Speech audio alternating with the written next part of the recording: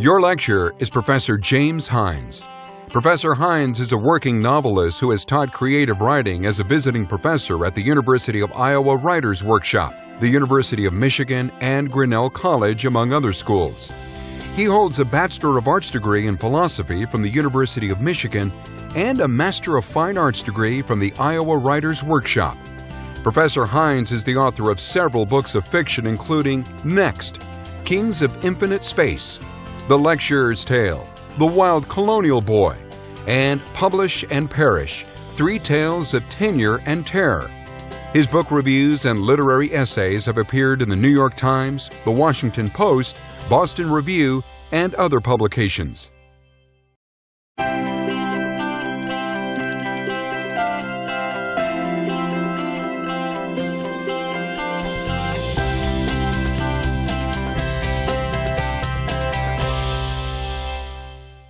Few things make a writer more anxious than facing a blank page. It doesn't matter if you're a beginner starting your first story ever, or if you're a battle-scarred old professional with many publications behind you. Having to fill that blank space with words is almost always a very intimidating prospect. Like any worker faced with a difficult task, a writer can find all sorts of ways to allay that anxiety. These include petty rituals of procrastination, like, say, alphabetizing your bookshelf, experimenting with different fonts on your computer, or sharpening all your pencils to just the right length. Some writers go further, indulging in such self-destructive practices as using alcohol or drugs to numb their anxiety. And ever since the advent of the internet, there's been a vast middle ground between these two extremes, now that a writer is able to kill almost all his writing time by checking his email, making wisecracks on Twitter, or watching adorable kittens on YouTube and calling it research. A more fruitful approach is to stop and think about what the opening of a story is supposed to do, and that's pretty simple. The beginning of a story is supposed to make the reader want to keep reading. It's supposed to draw readers in, capture their curiosity, make them want to find out more. The beginning should also suggest something important about the story, who the main characters are, what the tone is, where the story is set, anything, as long as it hooks the reader and turns out to be important later on. The opening, in other words, should be evocative of the rest of the story as a whole. But even knowing this doesn't necessarily allay the writer's anxiety. Even if you know the story that you want to tell, how do you know where to enter into it? How do you take that first step? How do you decide what that first paragraph, that first sentence, that first word should be? Let me suggest some ways to make the beginning seem less foreboding. Or, to put it another way, let me show you how to sneak up on the beginning. One way to do this is to break the question of how shall I begin into three separate questions. I'll call these the artistic question, the logistical question, and the psychological question. The artistic question is simply, what is my story about?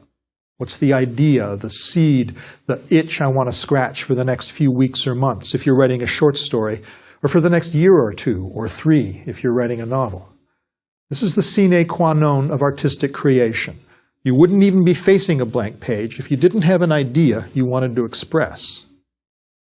But this doesn't mean that you know everything about your story yet. You may not know who all the characters are, or what happens to them, or how it ends.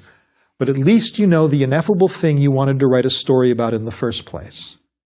You might have an entire plot worked out in your head already, or you might have only a character, or a situation, or even just an image you want to explore.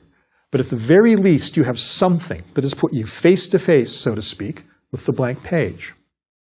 The next question, then, is the logistical question. This question is about the technical aspects of starting a story, the nuts and bolts stuff, all the basic decisions you have to make right at the start, even if you don't know everything about your story. And this question is actually a lot of questions, all rolled up together.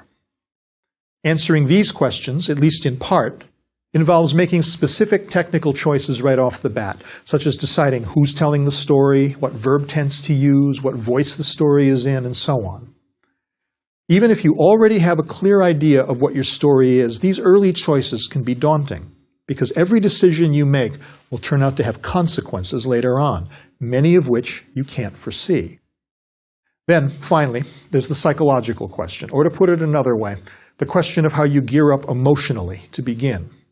Even those of us who have written before get anxious about starting, maybe even especially those of us who have done it before, because we already know what a long, arduous, taxing, sometimes exhilarating, but often nerve-shredding process writing can be. All three of these questions, of course, are inextricably intertwined, and trying to leap that psychological hurdle involves being able to answer the first two questions, at least in part. And that, in turn, ratchets up the anxiety, because there's so much stuff you could worry about in advance that it's a wonder anybody ever starts at all. As William Faulkner once famously said, writing a novel is like a one-armed man trying to hammer together a chicken coop in a hurricane. The first two questions, the artistic and the logistical, are especially intertwined, so let's talk about them together. So what do you need to know about a story before you start?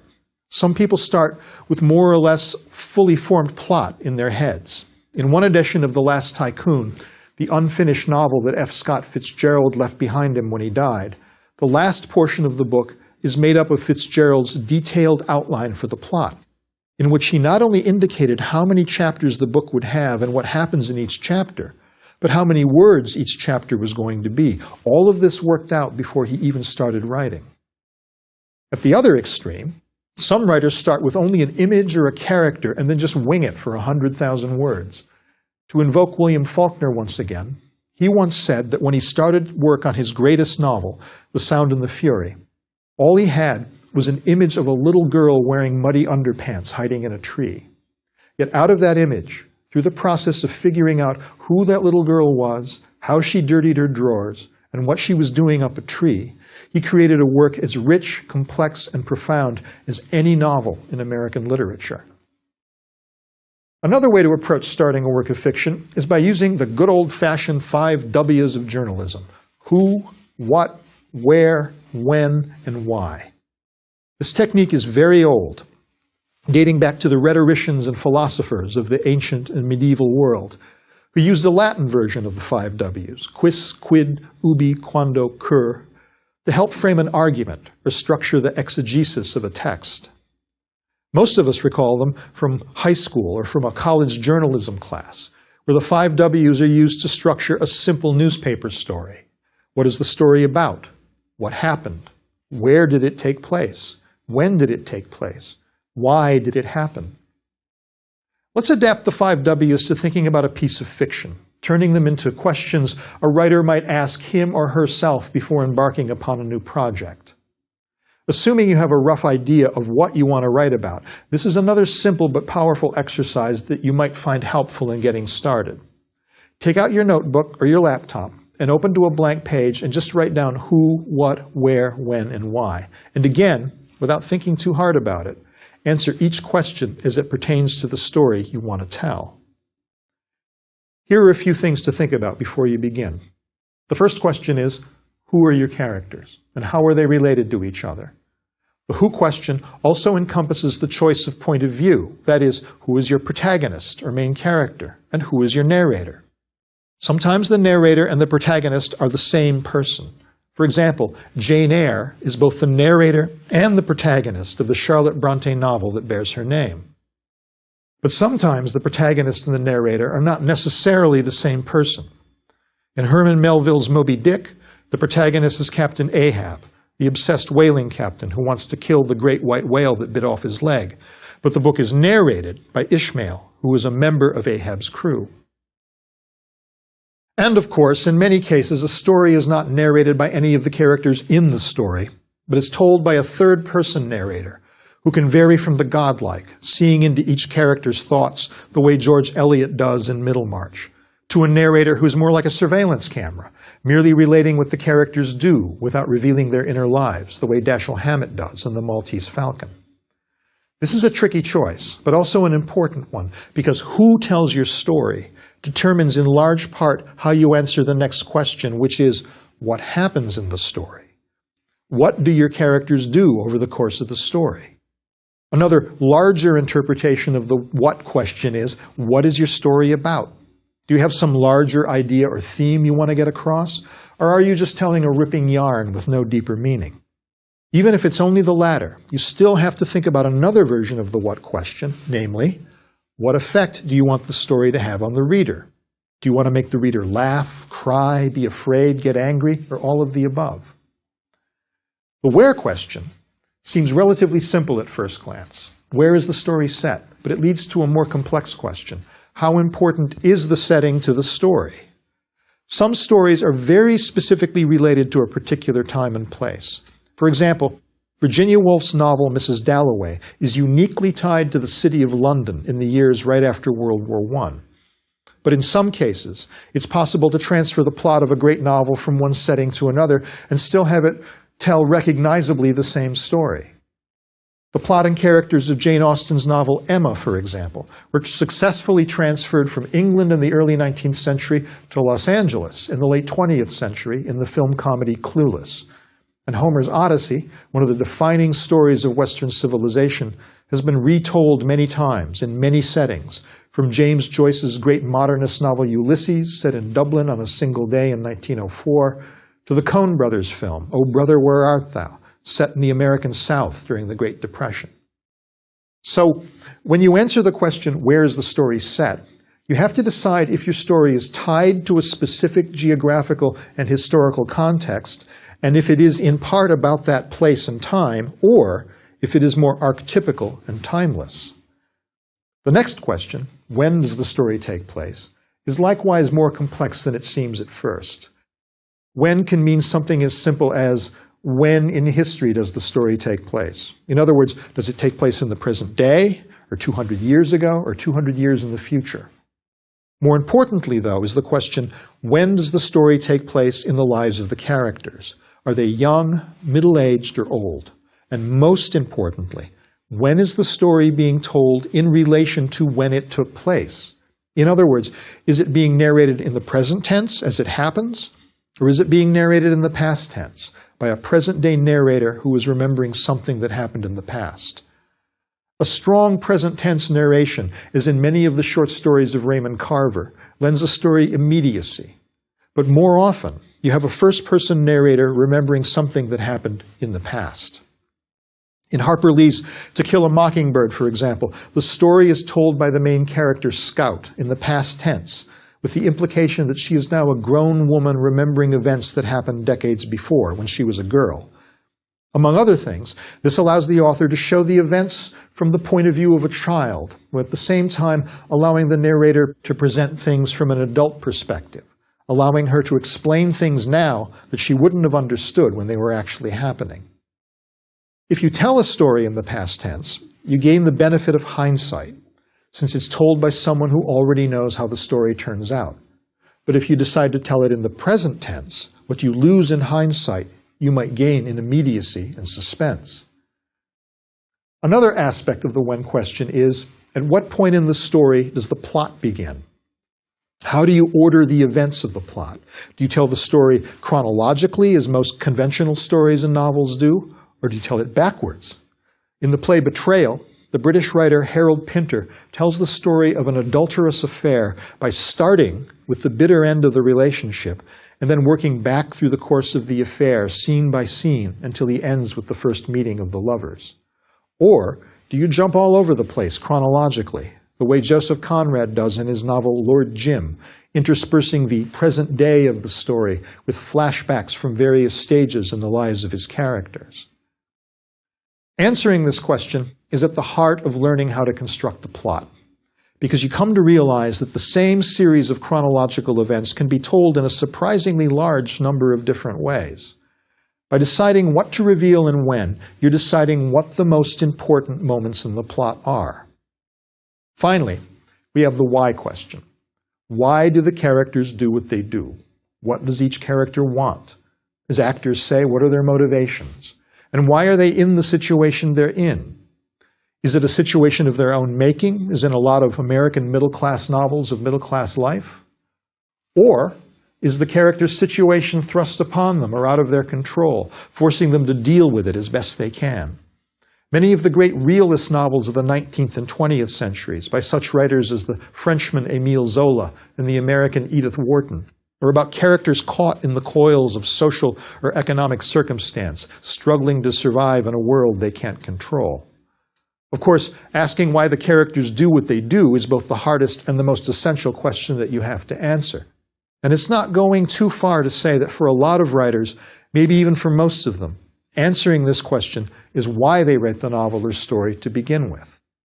To illustrate how the answers to all of these questions might help you get started, let's take a simple story as an example. Let's say we have two characters, Sarah and Brad, who are married to each other. One Friday night, they decide to take in a baseball game. Because I'm a native Michigander, let's say this takes place in Detroit. So they go to see the Tigers play. And during the middle of the seventh inning stretch, Sarah turns to Brad and says, "I'm really unhappy." Now, up to this point, Brad has been having a good time, so he's a little surprised. But it's late in the game, so he says, "Relax, there's only a couple more innings." And that's when Sarah says, "No, you don't understand. I'm really unhappy. I want a divorce." Now, this seems, on the face of it, to be a simple story. You start with two characters in a specific setting, and you tell what happened in chronological order. But then, the climax is a surprise. As soon as Sarah says that she wants a divorce, the story turns out to be more complicated than it seemed at first. Not only that, but the story turns out to have started before the beginning. Sarah's wanted to leave Brad for a long time, but she was afraid to tell him. So she waited until they were at the game when she knew he'd be happy, or at least groggy with beer and hot dogs, before she lowered the boom. So right away, we understand something about the complex dynamic of the two characters. That Sarah is either afraid of Brad, or manipulative, or both, and that Brad is possibly insensitive or has been deliberately ignoring Sarah's unhappiness. And we learn all this before we get into the long-standing reasons why Sarah is unhappy. There are a couple of lessons to be learned from this example. One is that a story is not mere chronology. Some stories are chronological, but many are not. You might even say that most are not, that most stories rely on backstory. In his famous series of lectures about fiction writing, Aspects of the Novel, the British novelist E.M. Forster made a distinction between story and plot. Story, according to Forster, is just the chronological listing of events. His example of a story is, the king died, and then the queen died. A plot, on the other hand, according to Forster, is a story plus causality and motivation. The king died, and then the queen died of grief. Another way of looking at this is to consider that all stories begin in medias res, which is a Latin phrase which means in the middle of things. Even stories that seem to begin at the very beginning begin in medias res, the most famous example being the opening of the book of Genesis. In the beginning, God created the heavens and the earth. This may not seem like it begins in medias res. You can't get much more in the beginning than in the beginning. But if you think about it, you realize that even Genesis begins in medias res because it presumes a previously existing character, namely God. This leads to a larger philosophical point about fiction. As my 9th grade English teacher, Mrs. Giltner, liked to tell us, literature is the creation of order out of chaos and the creation of meaning out of meaninglessness. Stories may feel natural, but stories do not occur in nature. Real life does not happen in stories. Stories are arbitrary. As writers, we imagine a series of events, or we take them out of our life or somebody else's. We order them in a certain way, we choose to highlight some facts and ignore others, and we bring these events and characters to a conclusion or a resolution. The crudest kind of resolution is some sort of victory or defeat, while the more subtle variety leads to a character's deeper understanding of him or herself, or to the reader's deeper understanding of the character, often in a moment that James Joyce called an epiphany. The fact that even a very simple-seeming story can turn suddenly sticky, complicated, and messy in a matter of a few words brings us right back to the difficulty of deciding where to begin. We know the basic facts of Sarah and Brad. They've been married for a while. She's been unhappy. He didn't notice it or chose to ignore it. She's decided to tell him in a public setting. But now, in order to explore this situation, we have to start making choices about what's important to tell, what's not, whose point of view to tell it from, and where in the story, which is to say when in the story, to begin. So let's go back to the 5 W's and see if we can apply them usefully to Sarah and Brad in the way I suggested in the exercise above. Who? Sarah and Brad, who are married to each other. What? They are attending a Tigers baseball game, and one of them wants to get divorced while the other one doesn't know it yet. A whole novel could easily be developed from answering this question, working backwards and forwards through their lives. Where?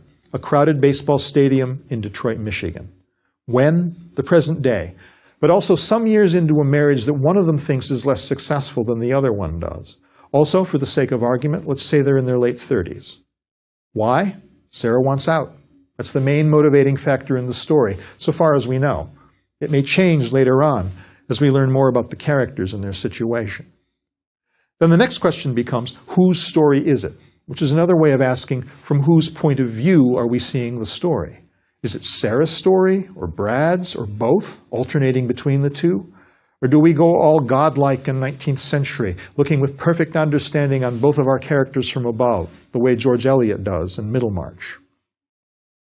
Now, even if you've decided on your 5 W's, you still have to break the ice. You still have to think of those very first words, the very beginning of the story. Do you open with a description that sets the scene? The lights of Tiger Stadium were glowing against the night sky. Or do you open with an exchange of dialogue? Let's see if we can get closer to the dugout, said Brad. Do we have to? Said Sarah. Do you open with interior monologue? He looks so happy, thought Sarah, but I'd rather be anywhere but here. Or do you begin with action? Clutching Sarah's hand, Brad dragged her down the stadium steps closer to the dugout. Or do you open with a combination of all of the above? The scoreboard of Tiger Stadium was brilliant against the black sky over the backfield fence. Brad clutched Sarah's hand and dragged her down the stadium steps closer to the dugout. You're hurting me, said Sarah, squeezing between two huge guys who were already drunk. Sorry, said Brad over his shoulder. He relaxed his grip without letting her go. He looks so happy, Sarah thought, but I'd rather be anywhere but here. How do you pick between all these choices? How do you decide without hamstringing yourself, knowing that every choice you make will have consequences later on? One possible solution is to outline the whole story in advance. You could sit down before you start writing and map out the entire thing. Writing the story then just becomes the process of filling in the blanks. Some people work very fruitfully this way. It's sort of how I wrote my novel, Kings of Infinite Space. I never had an actual written outline, but I mulled over the book in my head for a couple of years before I ever wrote a word, and then I wrote it very quickly, in 8 months, because I already knew everything that happened in it. But on the whole, just using myself as an example here, I prefer to work without an outline, as in my novel Next. When I started writing that book, I only knew a couple of things to begin with and then just improvised, making everything up as I went along. This suggests a different way of starting than what I've been talking about so far. Rather than letting the rest of the book determine the beginning, let the beginning determine the rest of the book. Then the book becomes more of an exploration, and the experience of writing it becomes more like the experience of reading it. You discover the story the same way a reader does. Most books, I suspect, fall somewhere between these two poles, tending one way or the other, but still not entirely one or the other. At any rate, it's clear that starting a story involves making a lot of choices, and that in turn can ratchet up your anxiety, which brings us at last to the third question I mentioned at the start, the psychological question. And rather than sharpening our pencils or administering a liberal dose of Jack Daniels or Xanax or both, let's sneak up on this last question the way we snuck up on the first two. Rather than dwelling on all the things you do need to worry about, let's consider what you don't need to do, or what you don't need to know when you're starting a story. First of all, you don't have to start at the beginning. Writing a story is not necessarily linear. You don't have to write it the way the reader is going to read it. It can be more like a puzzle, putting a puzzle together. You can start anywhere, and then, when the larger picture gets clearer, you can craft a beginning to it. Second, as a corollary to this, you don't have to know how the story ends. Sometimes you do, and sometimes you don't. Sometimes knowing is a good thing because it gives you a point to aim at. But sometimes it isn't, because you discover along the way that the story doesn't want to go where you want it to go. Third, you don't have to have an outline, and even if you do, you don't have to stick to it. Be prepared for happy accidents. As I said earlier, for me, writing a novel is a process of exploration. Part of the reason I write is to figure out what I think about something. Though, of course, many fine writers already know what they think when they start, and they write to make a point. Fourth, it doesn't have to be good to begin with. One of the mottos I've shared with students over the years comes from the rock and roll musician Nick Lowe. Early in his career, Lowe also worked as a producer for other artists, and he worked so quickly in the studio that someone gave him the nickname Basher, because his motto for making recordings was, bash it out now and tart it up later. As a writer, you have the luxury of being able to do as many drafts of a story or a novel as it takes to get it right. Or if you don't do drafts, and some writers don't, you can revise as you go along. Don't be afraid to start over or to go back and fix something no matter where you are in the process. Now, the best teachers, of course, are the ones who teach by example. And in this opening lecture, I have been practicing what I've been preaching. At the beginning of this lecture, I said that a good opening should suggest what the rest of the story is about, or at least hint at what might be important later on. And for the past 25 minutes, I've done more than just hint at what's coming. I've essentially fast-forwarded through the entire course, hitting most, if not all, of the main topics I want to talk about in more detail in the next 23 lectures. In the lecture after this one, I want to talk about the concept of evocation, which I think is at the heart of all fiction. The next 15 lectures will be divided into 4 blocks. The first one will be about what a fictional character is, how characters work in fiction, and some strategies for creating them. Next will come 2 lectures about the technical and artistic aspects of writing dialogue. Then I'll talk for 6 lectures about the various types of plot and how to create them, and after that, I'll devote 3 lectures to the different points of view available to the writer. Each of the last 7 lectures will be devoted to a special topic, including how to create and use setting, how to pace a narrative, and how to develop a scene. We'll also be talking about what a draft is, how to approach revision, and how to incorporate research into a story or novel. Finally, I'll end this particular long narrative with a talk about what it means to live and work as a writer. In that last lecture, I will be half evangelist and half drill sergeant, striking a balance between inspiration and realism. One last word before we embark on this journey together. Having invoked evangelism just now, I want to stress that nothing I've already said or that I'm going to say is gospel. Creative writing isn't a science where there are rules or right or wrong answers. The only rule in creative writing is whatever works. A different teacher will tell you different things about all the topics I'm going to explore. And if you caught me on a different occasion, I might say different things about them myself. What I'll be offering you throughout is a set of choices, and the best way you can use these lectures is to think about the various choices I'll present, about creating character, developing a plot, or building a scene, and then adapt those possibilities to your own work, taking whatever is useful and ignoring the rest. In the next lecture, I'll be talking about the concept of evocation, which is the fancy Latinate word behind what creative writing teachers mean when they say, show, don't tell. We'll be looking at examples of both showing and telling from the work of Stephen King and the French novelist Irene Nemirovsky. In the meantime, here's an exercise where you can compare using an outline, the way F. Scott Fitzgerald did, with starting with an image and just winging it, the way William Faulkner did. Without thinking too hard about it, try to recall a vivid image you may have seen recently in your real life or on television, and see if you can imagine a story to explain it. You can start with the Faulkner technique by simply describing the image. Say you saw a mother yelling at her child in the supermarket, and then branching off from there by explaining why the mother is so exasperated or why the child is being so difficult. Or you could use Fitzgerald's technique with the same image by outlining the life of the mother so far, her girlhood, her courtship, the birth of her child, and work up to the moment in the supermarket. Try them both and see which one works best for you, and I'll see you next time.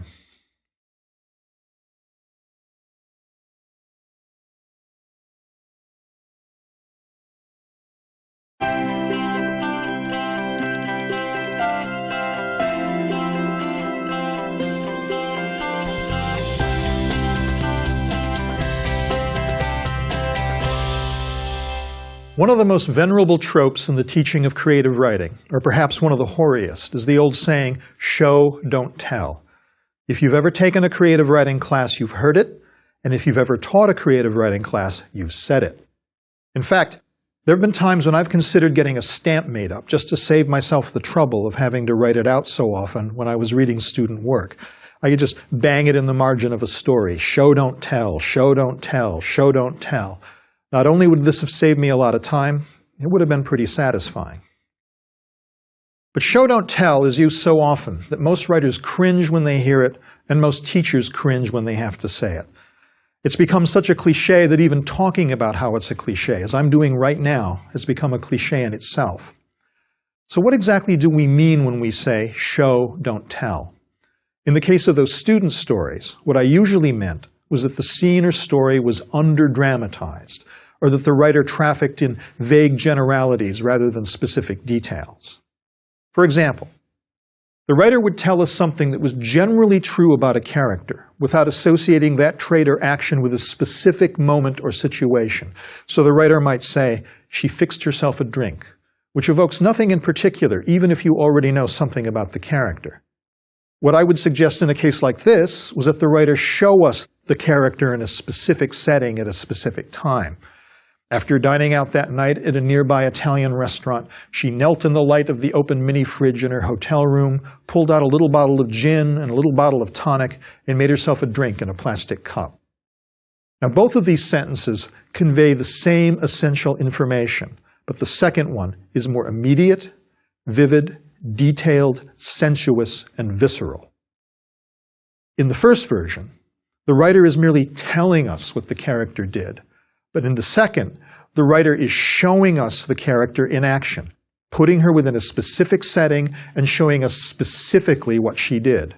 In the second version, we as readers are invited to see and feel what the character is doing, which allows us to identify with the character.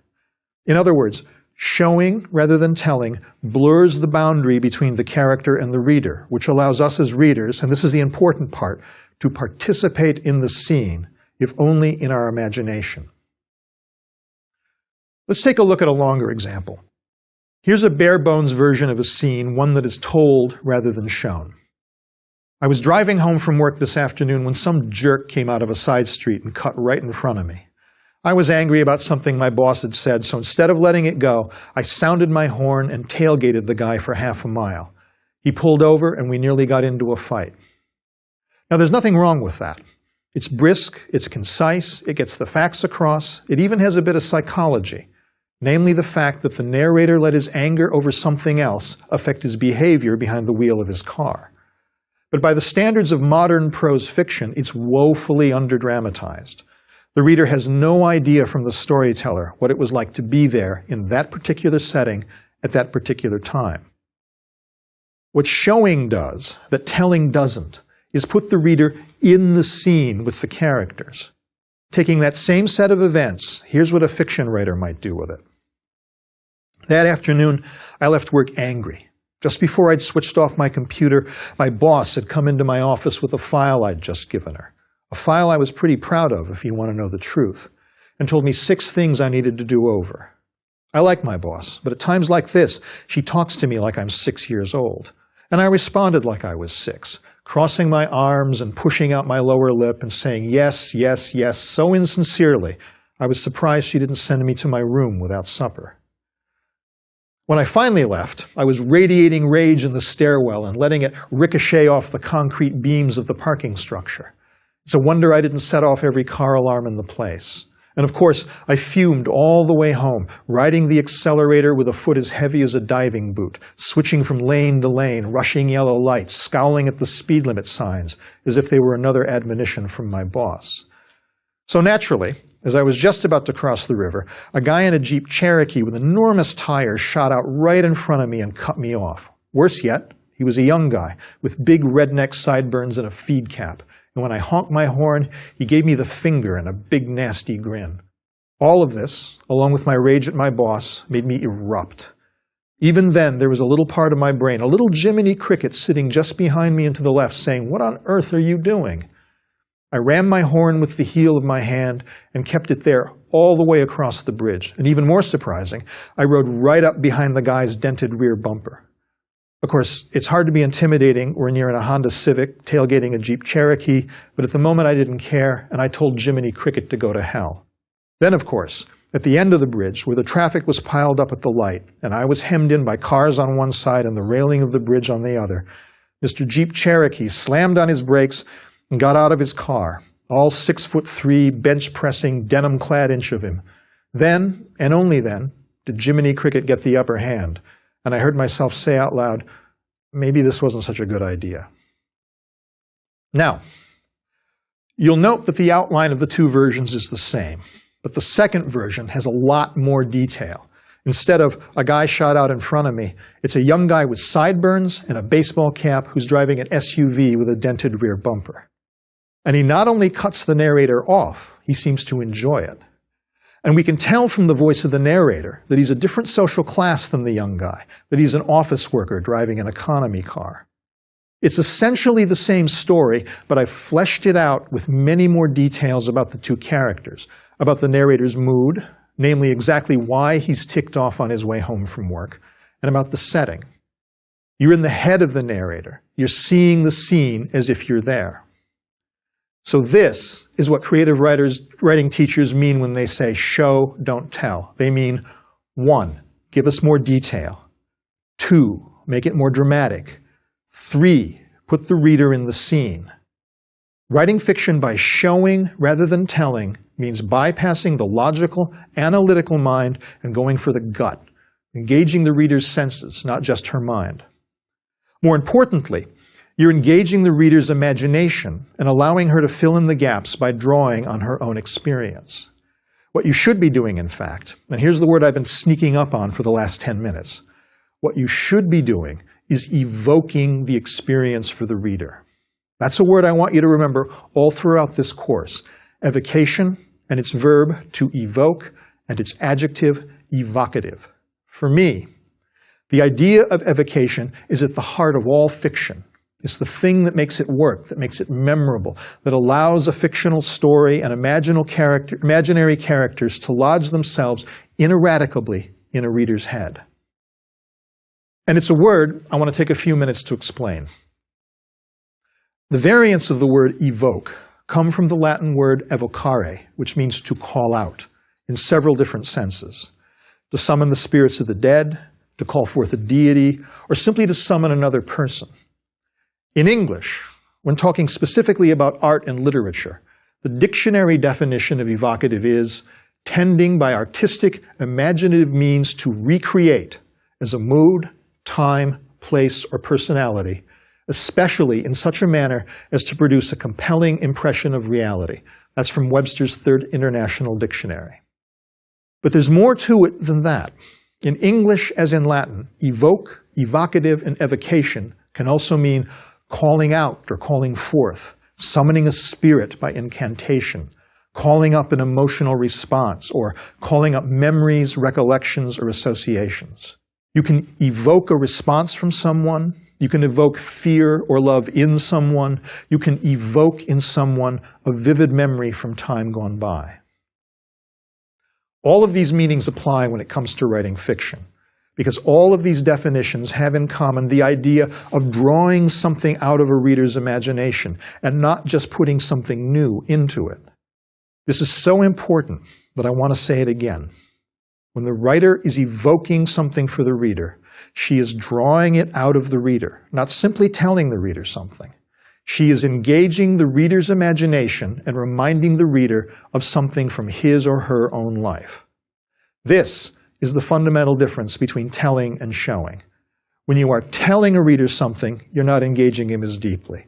You're appealing mainly to the rational, analytical mind and not to the senses. On the other hand, when you are showing the reader something, or more precisely, when you are evoking something for the reader, you are drawing something out of that reader that was already there, even if she didn't know it, namely memories and imaginings of her own that can fill in the gaps of what the writer is merely suggesting. In other words, when you simply tell a reader something, you're making her a witness. But when you show her something, you're making her a participant. You're putting her in the story with the characters. So you can see that evocation is both a subtle and a very powerful technique. As its etymology suggests, it works both ways. It's not just the author planting images in the reader's mind, images that the reader receives in the passive way a viewer watches a movie or a TV show. It's about drawing those images, in part, out of the reader's memory and imagination. Evocation depends on the reader meeting the author halfway. It means that both the writer and the reader are using their imaginations. The writer uses his skill with words to call forth a scene from his own imagination in enough detail that the reader, without really thinking about it, uses his own imagination and memory to fill in the gaps. And in so doing, memories are evoked, emotions are evoked, sensory impressions are evoked. Evocation, as it pertains to creative writing, even has something of the spiritual about it, in the sense of evoking the spirit of a scene or a character, drawing it out of the reader. Now, here's the great thing about evocation. The reader may be doing half the work, but he doesn't know it. In fact, not only doesn't he know he's working, he's enjoying it. This feeling of being in a scene with the characters, of being engaged by the narrative and not just watching it, is one of the greatest pleasures in reading fiction, perhaps even the greatest pleasure. The American novelist and creative writing teacher John Gardner once defined fiction as the creation of a vivid and continuous dream. And I think that phrase brilliantly captures the effect that great fiction has on the reader. We feel as if we are living in someone else's life for a few hours. We feel as if we are seeing the world through their eyes. As Gardner himself put it in his book, The Art of Fiction, in great fiction, the dream engages us heart and soul. We not only respond to imaginary things, sights, sounds, smells, as though they were real. We respond to fictional problems as though they were real. We sympathize, think, and judge. We act out vicariously the trials and successes of particular modes of action, particular attitudes, opinions, assertions, and beliefs, exactly as we learn from life. Another great creative writing teacher, Janet Burroway, puts it even more succinctly in her book, Writing Fiction, when she says that reading fiction allows us to feel strong emotions without paying for them. This is what evocation is all about. When you get the reader to laugh, you're evoking her joy. When you get the reader to sweat and turn the light up a notch, you're evoking his fear. When you get the reader aroused, you're evoking her desire. You're not just getting the reader to visualize him or herself in a certain situation. You're getting them to feel something about it, to engage with it emotionally in the same way they would as if they were actually experiencing it in real life. And if you don't believe me, or John Gardner, or Janet Burroway, consider this. In recent years, neuroscientists have discovered that the same parts of a person's brain that light up in a CAT scan, when he is merely thinking of playing chess, for example, are the same parts of his brain that light up when he's actually playing chess. In the same way, experiments have shown that a scary story can make us feel real fear without actually putting us in danger, or make us sad without forcing us to experience a genuine loss. So, since we're speaking of scary stories, let's take an example from one of the best horror stories ever written, Stephen King's vampire novel, Salem's Lot. Here's a passage in which King is evoking the arrival of spring in New England. By mid-May, the sun rises out of the morning's haze with authority and potency, and standing on your top step at 7 in the morning with your dinner bucket in your hand, you know that the dew will be melted off the grass by 8, and that the dust on the back roads will hang depthless and still in the hot air for 5 minutes after a car's passage, and that by 1 in the afternoon it will be up to 95 on the 3rd floor of the mill, and the sweat will roll off your arms like oil and stick your shirt to your back in a widening patch, and it might as well be July. This is wonderfully evocative. Not only of the growing heat and stillness of a spring day, but of a working-class way of life. And even if you've never carried a lunch bucket or worked in a mill, you can feel what that 3rd floor feels like. You can feel that sweat roll off your arms. You can feel that shirt stick to your back, all because you are supplying the details from your own experience. By evoking memories we all have of heat and dew and dust, King is able to draw us out of our own lives into the life of a man who works in a mill. You're doing half of Stephen King's work for him in this passage, but you don't even have to break a real sweat doing it. This passage is a wonderful example of how evocation works, because there's a nice balance in the paragraph between detail and economy. I've already stressed that one of the signature features of evocative writing, perhaps the signature feature, is the prolific use of detail. But the other requirement of evocative writing is that it be economical.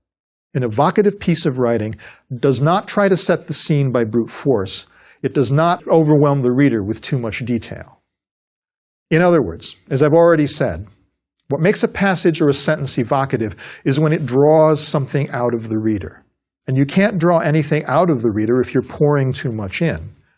By putting in just the right amount of detail, the sun rising through the haze, the dew burning off the grass, the sweat-soaked shirt sticking to the skin, and then leaving it to the reader to fill in the rest of the picture in her mind, you're engaging the reader in a much more subtle and effective way.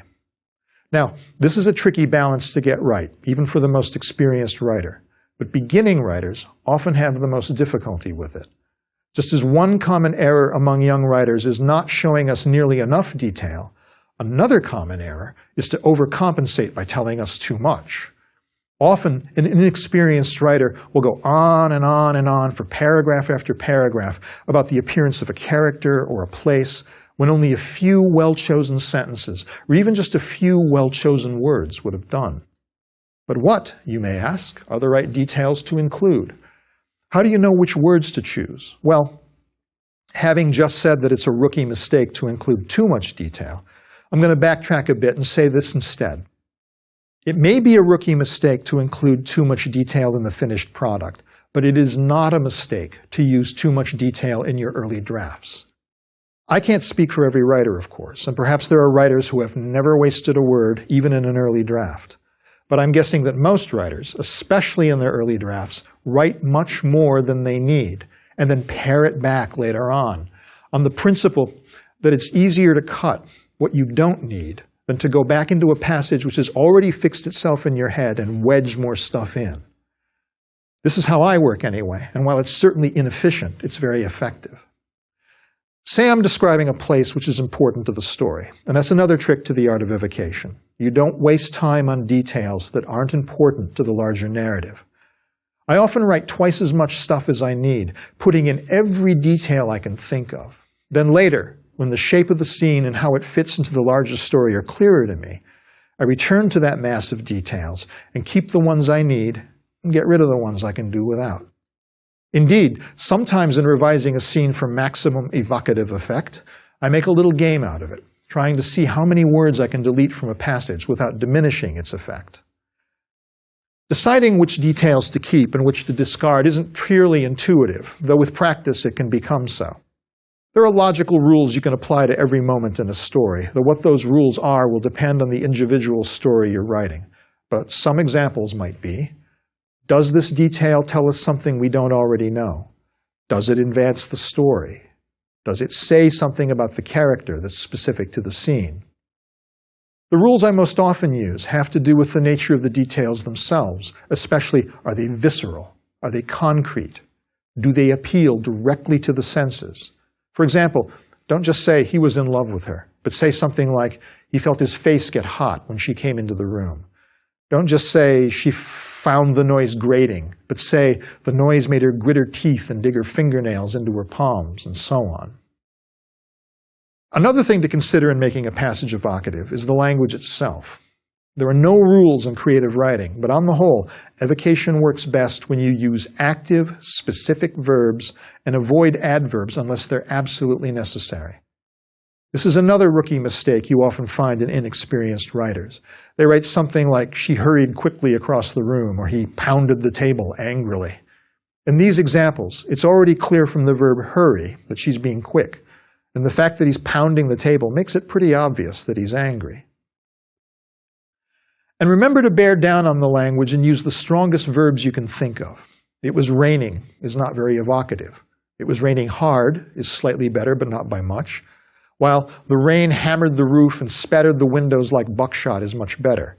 Instead of starting with the bland pronoun it and the even blander verb was, we start with the rain itself, making it the subject of the sentence. And with the strong verb hammered, we evoke not only an image, but a sound. and we render any adverbs superfluous. You wouldn't need to say, "The rain hammered hard," for example, because hammered already implies that the rain is coming down hard. The second half of the sentence evokes the wind without actually mentioning the wind, because saying that the rain spattered the windows like buckshot implies a strong wind, evoking an image and a sound all in one go. Now, having spent the last 20 minutes or so stressing the importance of evocation to fiction, I'm going to spend the last few minutes taking it back a little bit. As much as writing students hate to hear "show, don't tell," writing teachers hate saying it even more. And that's because sometimes it's perfectly okay, and sometimes even preferable, to tell a story rather than show it. Many of the great books of the 18th and early 19th centuries use telling as their default mode. In her novels, Jane Austen often simply tells us what a character is thinking or simply summarizes an action. There's also a long tradition in European literature of narratives that privilege telling over showing, especially in philosophical novels or novels of ideas, such as Milan Kundera's The Unbearable Lightness of Being. There is also a long tradition of a certain sort of short story writer, especially those influenced by the great Russian short story writer and playwright Anton Chekhov, who tell more than they show. A fine example, in fact, is Anton Chekhov's own great story, The Darling, which has little intense bursts of drama that serve mainly as seasoning for the main meal of the story, which is told rather than shown. Another genre that often relies heavily on telling rather than showing is satire. Much of Catch-22, Joseph Heller's great anti-war novel about World War II, is told rather than shown, as Heller summarizes characters and situations with his scathing wit. But even in a more conventional narrative, where much of the story is shown or evoked, there are going to be long passages in which the writer or the narrator simply addresses the reader and tells her what she needs to know. Just as a composer might vary the tempo of a piece of music to maintain the listener's interest, or a chef might provide diners with a variety of courses that each hit the palate in a different place, the fiction writer needs to vary between intensely evocative scenes, passages of pure exposition, and even scenes that are a little bit of both. In other words, show, don't tell, unless, of course, you just need to tell the reader something. There are any number of ways of doing this. In some varieties of popular fiction, science fiction and fantasy in particular, there is often a passage or even an entire chapter early in the narrative known as the info dump, whereby the author takes a few pages to simply explain the world of the story before he even introduces a character or starts the narrative. Many great literary novels have long passages of simply telling. George Eliot's Middlemarch, one of the greatest novels ever written, opens with a straightforward description of one of its main characters, Dorothea Brooke, that is not tied to any particular setting or specific moment. And it goes on for 4 solid pages before we get an actual scene with action and dialogue. Even in a highly dramatic popular novel like the aforementioned Salem's Lot, there are passages between the dramatic scenes where Stephen King simply tells us what's going on and what's up with the characters. Another excellent example of a careful balance between telling and showing, between exposition and evocation, is Irene Nemirovsky's novel Sweet Friend Says, which, despite being tragically incomplete, the author died in Auschwitz before she could finish it, is one of the greatest works of literature to have come out of World War II. It's about the Nazi occupation of France from the point of view of a variety of French characters, and some of it is exquisitely evocative, like this passage from the point of view of a French woman who has fallen in love with a German officer who has been billeted in her house as she waits for him to come home. Finally, the sound of his horse neighing on the road, the clanking of weapons, orders given to the groom who walks away with the horse, the sound of spurs on the doorstep. Then the night, the stormy night, with its great gusts of wind in the lime trees and the thunder rumbling in the distance. She would tell him, or she was no hypocrite, she would tell him in clear, simple French that the prey he so desired was his. And then what? Then what, she murmured. A mischievous, bold, sensual smile suddenly transformed her expression, just as the reflection of a flame illuminating a face can alter it. Lit up by fire, the softest features can look demonic. They can both repel and attract. This is showing rather than telling, because what we get vividly from this passage is that the woman is passionately in love with the German officer, that she desires him. But nowhere in the passage does Nemirovsky say or tell us that she's in love. Instead, her intense longing is evoked by vivid and specific sights and sounds, the sound of his spurs, the gusts of wind in the lime trees, the rumble of thunder in the distance, and the demonic look of desire on her face as if lit by fire. Contrast this with another passage from the book, a straightforward expository description of a different German officer. Like many young men subjected to strict discipline from childhood, he had acquired the habit of bolstering his ego with outward arrogance and stiffness. He believed that any man worthy of the name should be made of steel, and he had behaved accordingly during the war in Poland and France and during the occupation. But far more than any principles, he obeyed the impulsiveness of youth. He behaved kindly or cruelly depending on how people and things struck him. If he took a dislike to someone, he made sure he hurt them as much as possible. On the other hand, he would behave with infinite kindness and sympathy towards certain prisoners who seemed likable to him.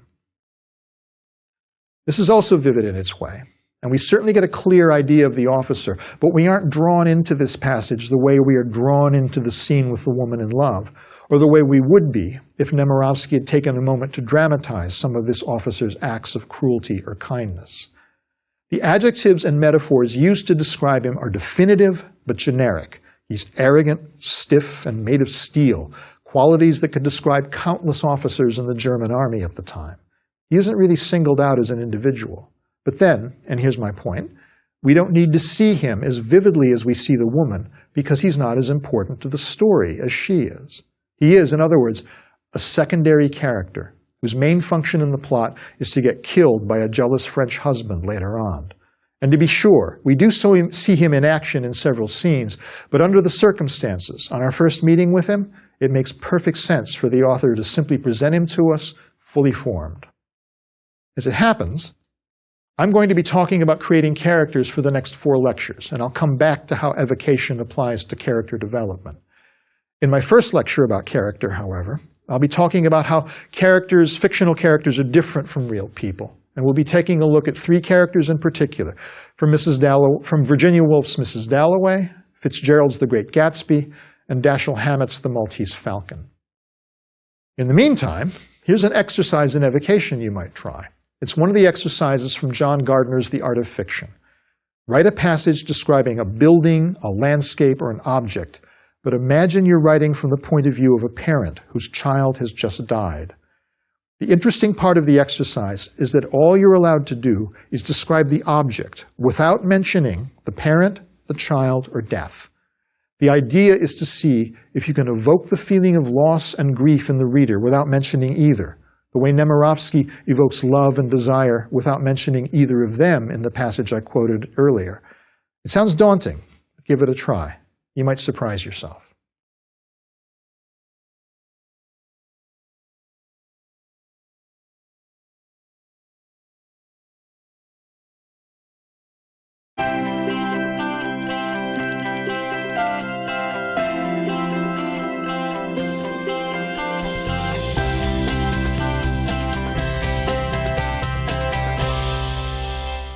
One of the curious facts about the emotional life of human beings is that some of the most vivid, memorable, and influential people in our lives have never existed at all. I'm talking, of course, about fictional characters. And the funny thing about them is that many of the people who are most familiar to us, in fact, many of the people who may be the most important to us, are imaginary. From Odysseus to King Arthur to Jane Eyre to Mrs. Dalloway to Holden Caulfield to Tyrion Lannister. These characters are often more vivid and more comprehensible to us than some of the people we know in real life, and occasionally even more appealing to us than our own loved ones. Anyone who enjoys storytelling, from tales told around a campfire to novels and short stories to movies and television, willingly consents to a shared illusion. We understand that the characters we read and watch are not real, but we allow ourselves to react to them as if they were. The best-known characters, in fact, are instantly recognizable to millions of people all over the world. The names Sherlock Holmes, Dracula, James Bond, Buffy the Vampire Slayer, and Lisbeth Salander are so widely known that the mere mention of each one instantly puts an image in your head, even if you've never read any of the books or seen any of the movies in which they appear. These characters are an essential part of the common cultural currency of humankind. More importantly for our purposes, though, these imaginary people are the very foundation of the craft of fiction. You often hear people talk about the difference between character-driven stories and plot-driven stories, with the implication that the people in character-driven stories are richer, more complex, and more realistic than the people in plot-driven stories. And while that's sometimes true, it isn't always. From the simplest and most accessible pop fiction to the most challenging and ambitious literary fiction, every narrative begins with its characters. To put it simply, you can have a character without a story, but you can't have a story without characters. We might even say, with apologies to George Orwell, that all fiction is character-driven, but that some fiction is more character-driven than others. Every story or novel is about the psychology and/or behavior of people, or, in the case of fantasy, science fiction, and children's literature, about characters who may not actually be human beings, hobbits, aliens, little engines that could, but who are basically substitutes for people. But for all their vividness and appeal, fictional characters are fundamentally different from real people, and not just because characters are imaginary and real people are, well, real. It seems to me there are three fundamental differences between real people and the characters in fiction. I'd like to talk about each one in turn because I think it will help you think about how to create your own characters. The first reason characters are different from real people is that they are simpler than real people. Writers love to talk about how complex and layered and mysterious their characters are, and it's true, they often can be. It's pretty much a critical commonplace that you can never quite get to the bottom of Hamlet, for example, that there are countless different interpretations of Hamlet's thoughts and behavior in the Shakespeare play that bears his name. And there are certainly many, many other examples of rich, layered characters. The everyman Leopold Bloom in James Joyce's Ulysses, the idealistic young Dorothea Brooke in George Eliot's Middlemarch, the title character in Virginia Woolf's Mrs. Dalloway. But even these characters, as great as they are still necessarily simpler than the least interesting real person you have ever met. A fictional character is constructed out of a few thousand words by a single writer, whereas a real person, even an uncomplicated one, is the product of millennia of heredity, centuries of culture, and a lifetime of experience. The best a fictional character can do is suggest a real person, not replicate one. They only have the illusion of complexity. Indeed, their very simplicity is what makes them so vivid, because we can, by the end of a story or a book or a play, see a fictional character whole in a way that we can't with most real people, even the ones we know intimately. But again, this wholeness is an illusion. In Hamlet, for example, we only see a few days of his life, and even in larger scale works, we never see as much of a character as we could a real person. Take, for example, John Updike's epic quartet of novels about Harry Rabbit Angstrom, a mid-20th century white middle-class American everyman.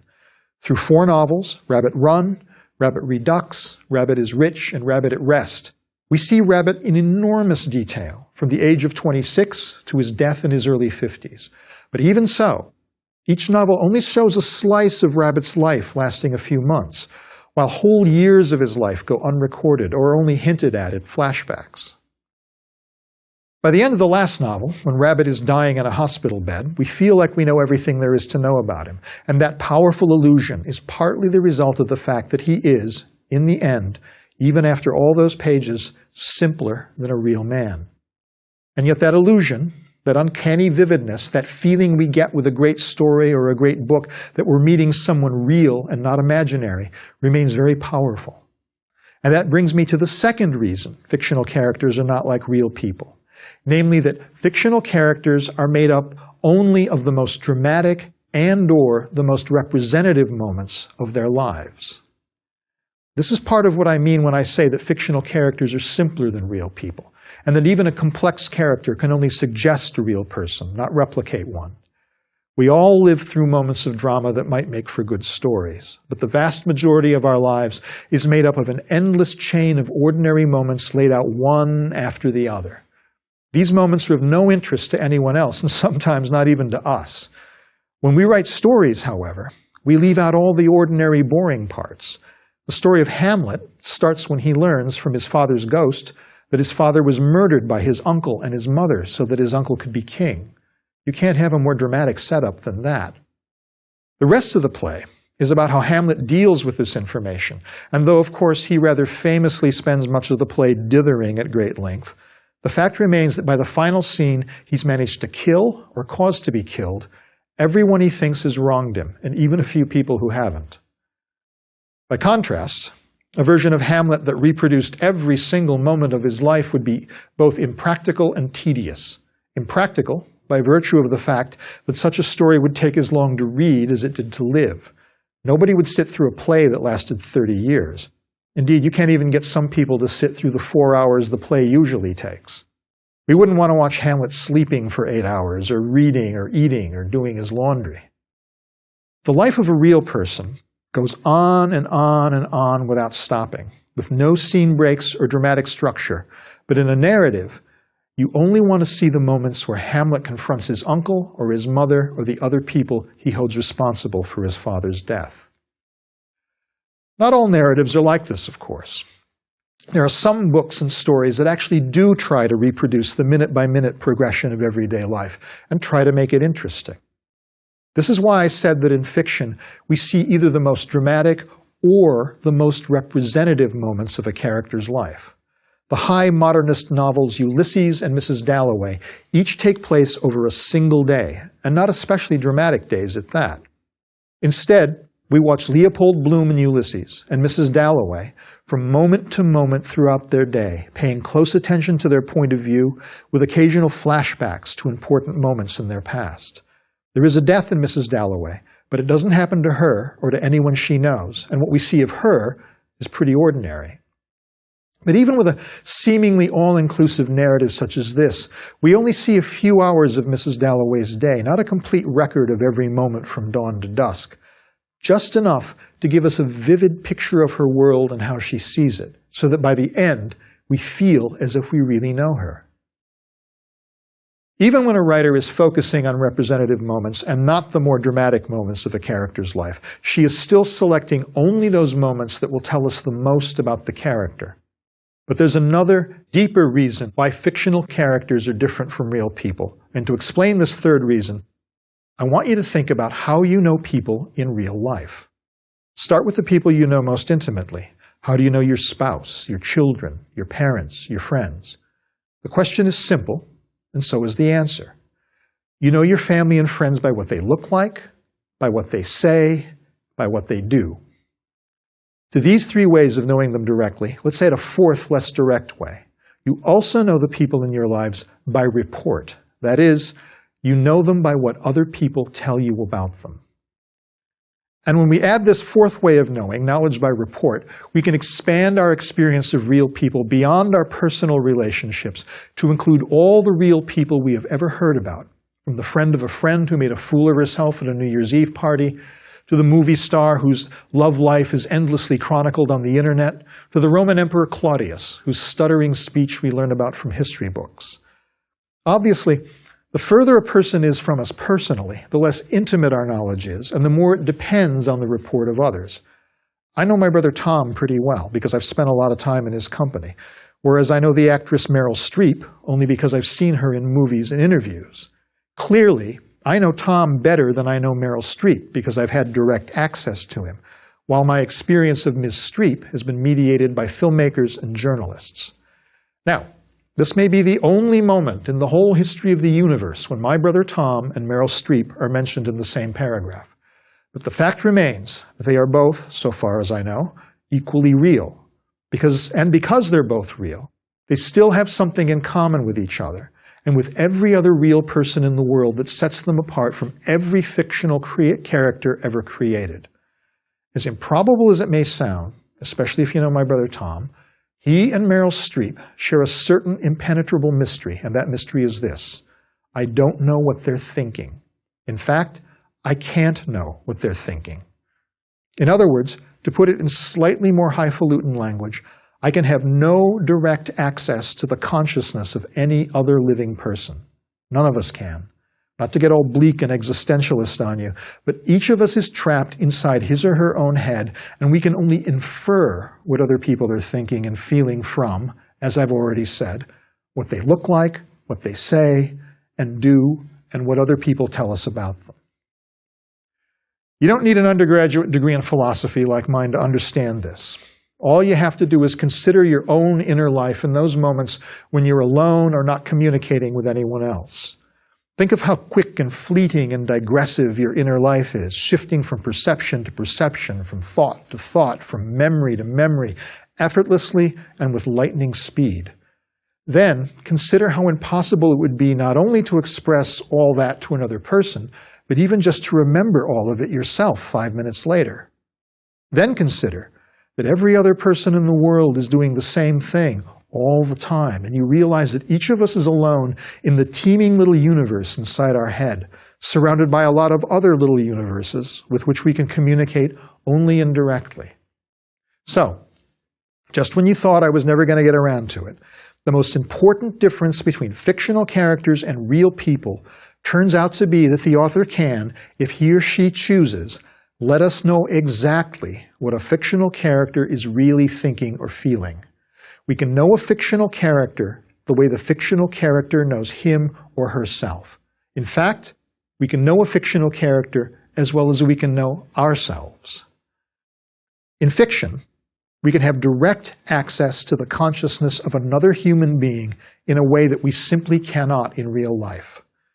In his book, Aspects of the Novel, the great English novelist E.M. Forster puts it succinctly.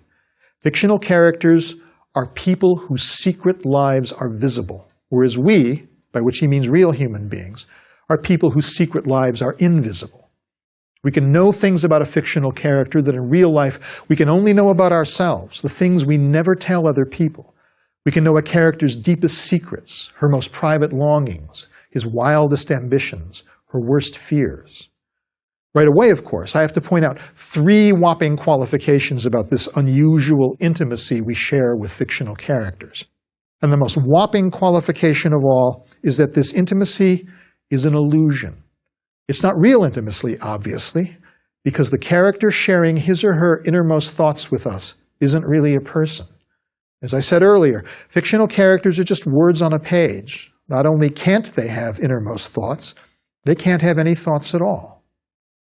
The second qualification is that what feels like direct access to another consciousness isn't direct access at all, but is mediated through the talent, craft, and imagination of the writer. Taken together, these 2 qualifications leave us with a paradox. Because fictional characters are presented to us by a writer who is a real person, we know fictional characters only by report, the way we know the real people who are the most distant from us, the way I know Meryl Streep, for example. And yet, through the genius of Virginia Woolf, I feel like I know the character Clarissa Dalloway not only better than I could ever know Meryl Streep, but perhaps even better than I know my brother Tom. And even though my brother Tom is real, and all appearances notwithstanding, infinitely more complex than Mrs. Dalloway, whose existence consists of only a few thousand extremely well-chosen words in a book, the fact remains that if you asked me at any given moment in Tom's life what he might be thinking, I can only guess. I can never be sure. But I can tell you with absolute certainty what Clarissa Dalloway is thinking at any given point in the novel that bears her name. This paradox is at the heart of the power of fiction to thrill and move us. All we're really getting are the imaginary thoughts of an imaginary person, as invented and reported to us by the writer. But we feel as if we're getting not only something real and immediate, but something we would never otherwise see, namely the world through someone else's eyes, unmediated. It's one of the reasons that the act of reading fiction can feel so private and intimate, even illicit, because we feel like we're getting a look backstage, behind the curtain, where normally we're not allowed to go. As Forster puts it, it is the function of the novelist to reveal the hidden life at its source. It's only an illusion of intimacy, but it's such a powerful illusion that at its best and most sublime, the book in our hands disappears, the voice of the author disappears, the world around us disappears, and we are fully engaged in the fictional world and at one with the character. But here's the third and final qualification. Even though every writer could, if he or she wanted, put us in the heads of their characters, not all of them do. The amount of access a writer allows us to have with the mind of a character varies on a continuum from complete intimacy at one end to no intimacy at all. At one end, we're like mind readers, but at the other, we're like a surveillance camera, learning no more about a character than we would learn about them from real life. Most fiction, in fact, falls somewhere in the middle, where most of what we learn about a character is through action and dialogue, but with occasional access to their thoughts. Now let's take a look at 3 different examples of 3 different spots on this continuum from 3 books published within a few years of each other. At the most intimate end of the continuum is Mrs. Dalloway, which gives us one day in the life of Clarissa Dalloway, an upper-middle-class woman living in London in the years after the end of World War I. Published in 1925, Mrs. Dalloway is written in the style we call stream of consciousness, by which the narration keeps very close to the consciousness of its characters, shifting from perception to perception, from thought to thought, and from memory to memory effortlessly and with lightning speed, attempting to evoke, if not actually reproduce, the quicksilver nature of human consciousness. Here's Mrs. Dalloway walking up Bond Street in London on a summer's day shortly after World War I, going out to buy flowers for a party she's hosting that evening. Bond Street fascinated her. Bond Street early in the morning in the season, its flags flying, its shops, no splash, no glitter, one roll of tweed in the shop where her father had bought his suits for 50 years, a few pearls, salmon on an ice block. That is all, she said, looking at the fishmongers. That is all, she repeated, pausing for a moment at the window of a glove shop where before the war you could buy almost perfect gloves. And her old Uncle William used to say, "A lady is known by her shoes and her gloves." He had turned on his bed one morning in the middle of the war. He had said, "I have had enough." Gloves and shoes, she had a passion for gloves, but her own daughter, her Elizabeth, cared not a straw for either of them. There are a lot of things I could say about this brilliant passage, but mainly what I want you to notice is that even on a first reading, you can see how the prose relates the thoughts of Mrs. Dalloway at the very moment she thinks them, in a way that's simply not possible for an outside observer to do in real life. If you were standing next to a real Mrs. Dalloway on that London street in 1921, all you would see would be a middle-aged woman of aristocratic bearing, gazing absently at items in a shop window. Even if you knew her and could ask her what she was thinking, the mere translation of her thoughts into speech would change what was happening in the literary version of Heisenberg's uncertainty principle. The very act of asking the question would change the result, because she would no longer be alone in her own head, but talking to another person. You could never know the real woman the way you know Mrs. Dalloway through Virginia Woolf's prose, when you are eavesdropping on her private thoughts. Now let's take a look at another remarkable book published in 1925, F. Scott Fitzgerald's The Great Gatsby. This book is narrated in the first person by Nick Carraway, who introduces himself in the book's famous opening passage. In my younger and more vulnerable years, my father gave me some advice that I've been turning over in my mind ever since. Whenever you feel like criticizing anyone, he told me, just remember that all the people in this world haven't had the advantages that you've had. He didn't say any more. But we've always been unusually communicative in a reserved way, and I understood that he meant a great deal more than that. In consequence, I'm inclined to reserve all judgments, a habit that has opened up many curious natures to me and also made me the victim of not a few veteran bores. The abnormal mind is quick to detect and attach itself to this quality when it appears in a normal person, and so it came about that in college I was unjustly accused of being a politician, because I was privy to the secret griefs of wild, unknown men. Most of the confidences were unsought. Frequently I have feigned sleep, preoccupation, or a hostile levity when I realized by some unmistakable sign that an intimate revelation was quivering on the horizon. For the intimate revelations of young men, or at least the terms in which they express them, are usually plagiaristic and marred by obvious suppressions. Reserving judgments is a matter of infinite hope. I am still a little afraid of missing something if I forget that, as my father snobbishly suggested and I snobbishly repeat, a sense of the fundamental decencies is parceled out unequally at birth. When we compare this with Mrs. Dalloway, we discover a curious thing about this passage.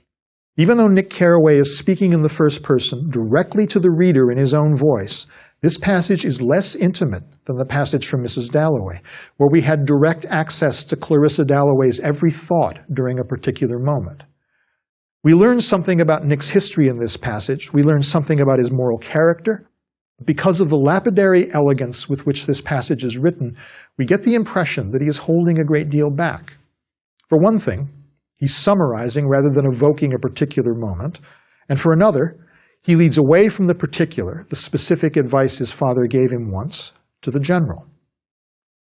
In other words, Nick Carraway stands somewhere in the middle of the literary continuum between complete intimacy on the one hand and no intimacy on the other. We learn only what he chooses to tell us, which means we learn no more about him than we might learn from him in real life. I'll talk much more about point of view and voice in later lectures, but for now, I just want to emphasize that the sort of intimacy with a character that I'm talking about, that direct access to a character's thoughts, does not necessarily depend on what voice or point of view the author adopts. The first person can be less intimate than the third. My third example comes from a book that was published in 1930, only 5 years after Mrs. Dalloway and The Great Gatsby, namely Dashiell Hammett's classic detective story, The Maltese Falcon. Hammett's main character, the private detective Sam Spade, appears in every scene in the book, and we see the entire story from Spade's point of view.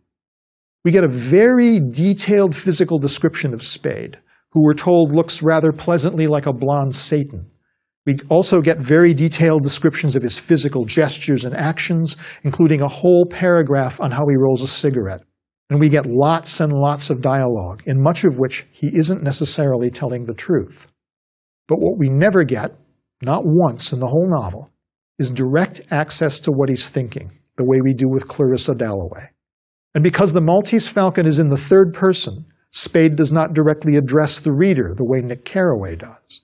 Everything we know about Sam Spade, we learn from observing him move and listening to him talk, the same way we would in real life. At the end of the book, Spade has to decide what to do with Bridget O'Shaughnessy, the femme fatale who murdered his partner, but with whom Spade may or may not have fallen in love. It's an extreme situation, the very stuff of melodrama. Do I rat my lover out to the cops? And Spade's thoughts must be racing even faster than Mrs. Dalloway's. But instead of plunging deep into his thoughts, the way Woolf does with Mrs. Dalloway, or letting Spade speak directly to the reader, the way Fitzgerald does with Nick Carraway, Hammett lets us listen instead to a sweaty-palmed climactic scene in which Spade thinks out loud on the fly, trying to square his love for a deceitful, murderous, but seductive woman with his sense of self-preservation. After listing all the reasons for turning her in, he gives her the only reason he can think of not to. Now on the other side, we've got what? All we've got is the fact that maybe you love me and maybe I love you. You know, she whispered, whether you do or not. I don't. It's easy enough to be nuts about you. He looked her hungrily from her hair to her feet and up to her eyes again. But I don't know what that amounts to. Does anybody ever? But suppose I do. What of it? Maybe next month I won't. I've been through it before when it lasted that long. Then what? Then I'll think I played the sap. And if I did it and got sent over, then I'd be sure I was the sap. Well, if I send you over, I'll be sorry as hell. I'll have some rotten nights, but that'll pass. Now, this may not have the complexity or depth of Mrs. Dalloway, and the prose isn't nearly as elegant as Fitzgerald's, but it's still a vivid portrayal of a man wrestling with a bad situation. It also vividly evokes the moral universe of Sam Spade, where love is primarily erotic and never lasts long, and where the worst humiliation he can think of is being played for a sap by a conniving woman. We may not have access to Spade's thoughts, but we have direct access to the dark and morally labyrinthine world in which he lives.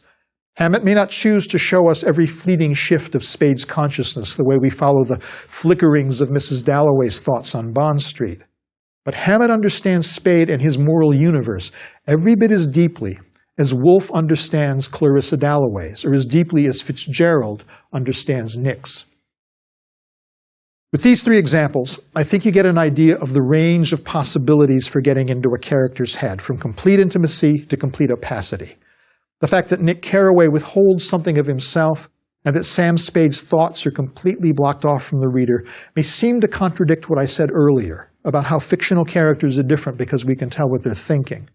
But I contend that it still holds true, because even if the author chooses not to show us what a character's thinking, he could if he wanted to. Even in novels that do not reveal the consciousness of their characters, that impossible intimacy with people who never really existed is always present underneath the narrative, even if the writer chooses not to show it to us at every point, or even at all. Dashiell Hammett and F. Scott Fitzgerald know the hearts of Sam Spade and Nick Carraway every bit as intimately as Virginia Woolf knows Mrs. Dalloway's, but because they are writing different sorts of books than Virginia Woolf was, they choose to withhold that information. And yet that intimate understanding is there, even if the reader never sees it, holding up the characters like the unseen superstructure of a building. To quote E.M. Forster one more time, we know a character in a book is real when the novelist knows everything about it.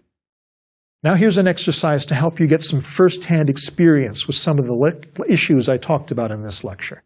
Think of it as the literary version of that old body-swapping comedy, Freaky Friday. Try to rewrite the scene of Mrs. Dalloway walking down Bond Street in the first-person style of The Great Gatsby, or perhaps in the terse and more literal-minded approach of Dashiell Hammett.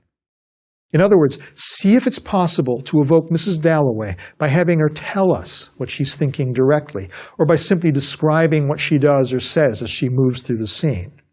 And conversely, see if it's possible to apply Virginia Woolf's stream of consciousness technique to Sam Spade's hard-boiled world and still keep the scene tense, energetic, and suspenseful. None of these approaches may turn out to work, but it might be a lot of fun to try. At the very least, you will learn something about the limits and possibilities of each approach. In the next lecture, I'll be talking about how you can use both imagination and observation to create characters, and we'll look at examples from Jane Austen, Charlotte Bronte, and yours truly. Through the special relationship that fiction and only fiction can have with its characters, we can have the sort of intimacy with other people, albeit fictional ones, that we otherwise only have with ourselves. Even if we take into account the wide variety of ways that writers of different backgrounds and temperaments use characters, fiction allows us what Forster calls the illusion of perspicacity and of power, and broadens our understanding of what it means to be human.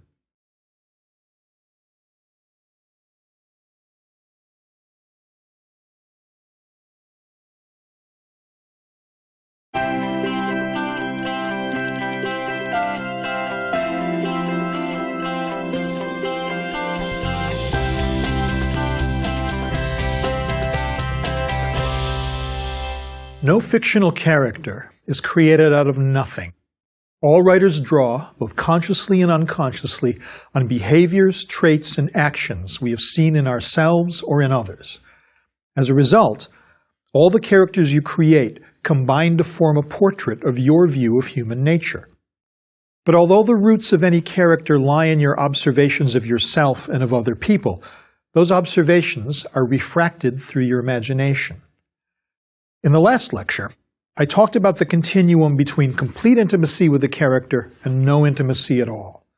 In this lecture, I want to start by talking about another continuum between observation on the one hand and imagination on the other. Some writers hew more closely to observation than to imagination. They base their characters almost entirely on people they know, writing thinly disguised versions of their family or friends, and sometimes sharply etched versions of people they want to get back at. Woe betide the family that has a writer in it.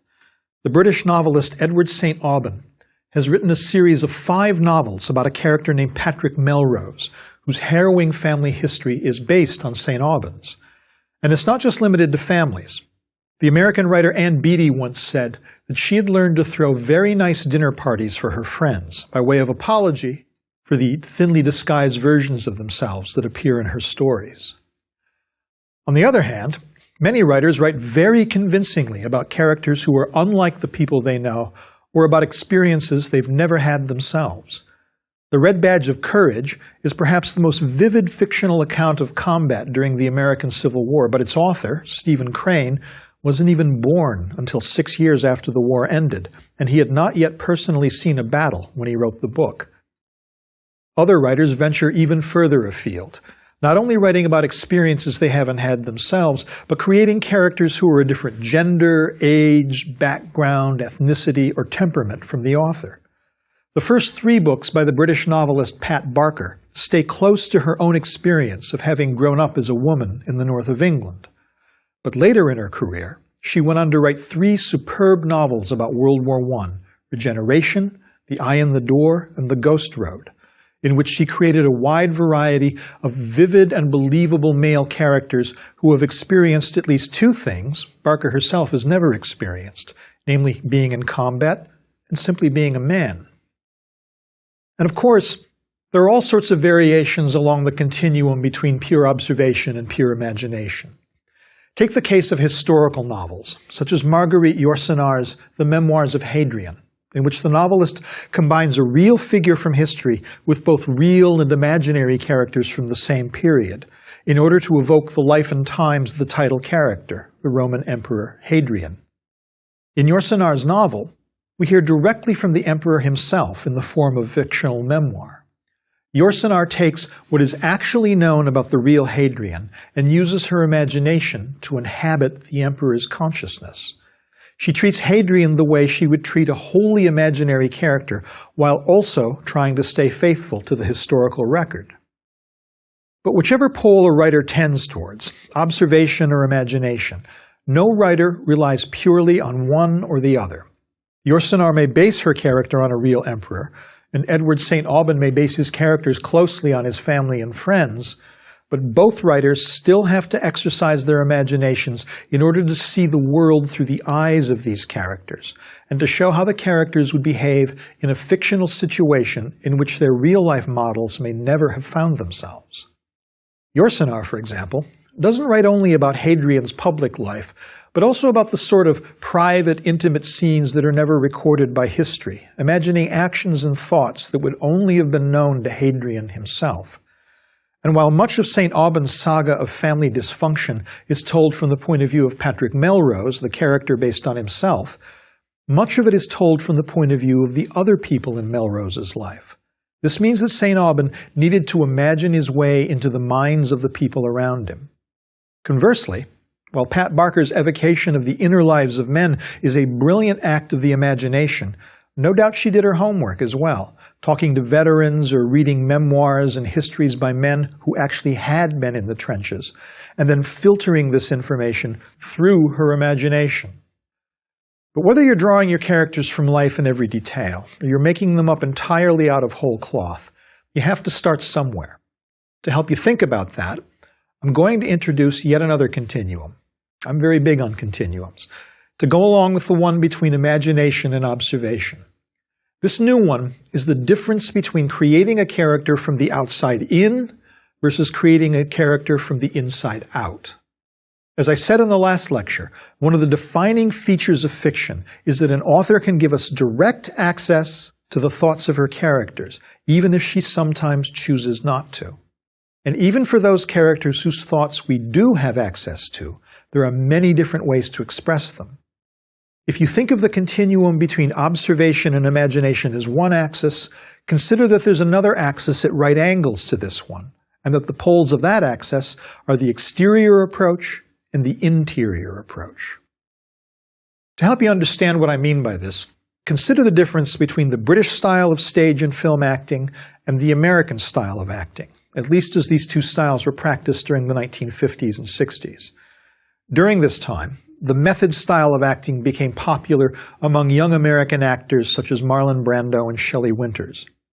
This method required the actor to identify with the character he or she was playing, to analyze that character's psychology in depth, and to use elements from the actor's own memories to evoke the emotion the character was feeling. In other words, to oversimplify, the actor was encouraged as much as possible to become the character. On the other hand, the British actor was trained to build a character out of little physical details and bits of behavior, an accent, a gesture, a prosthetic nose. The actor Charles Laughton told the director Alfred Hitchcock that he didn't really get the character he was playing in their film Jamaica Inn until he got the character's walk just right. And many great actors, such as Alec Guinness and Laurence Olivier, devoted a great deal of care to a character's appearance, taking special pride in wearing false teeth or elaborate hairpieces.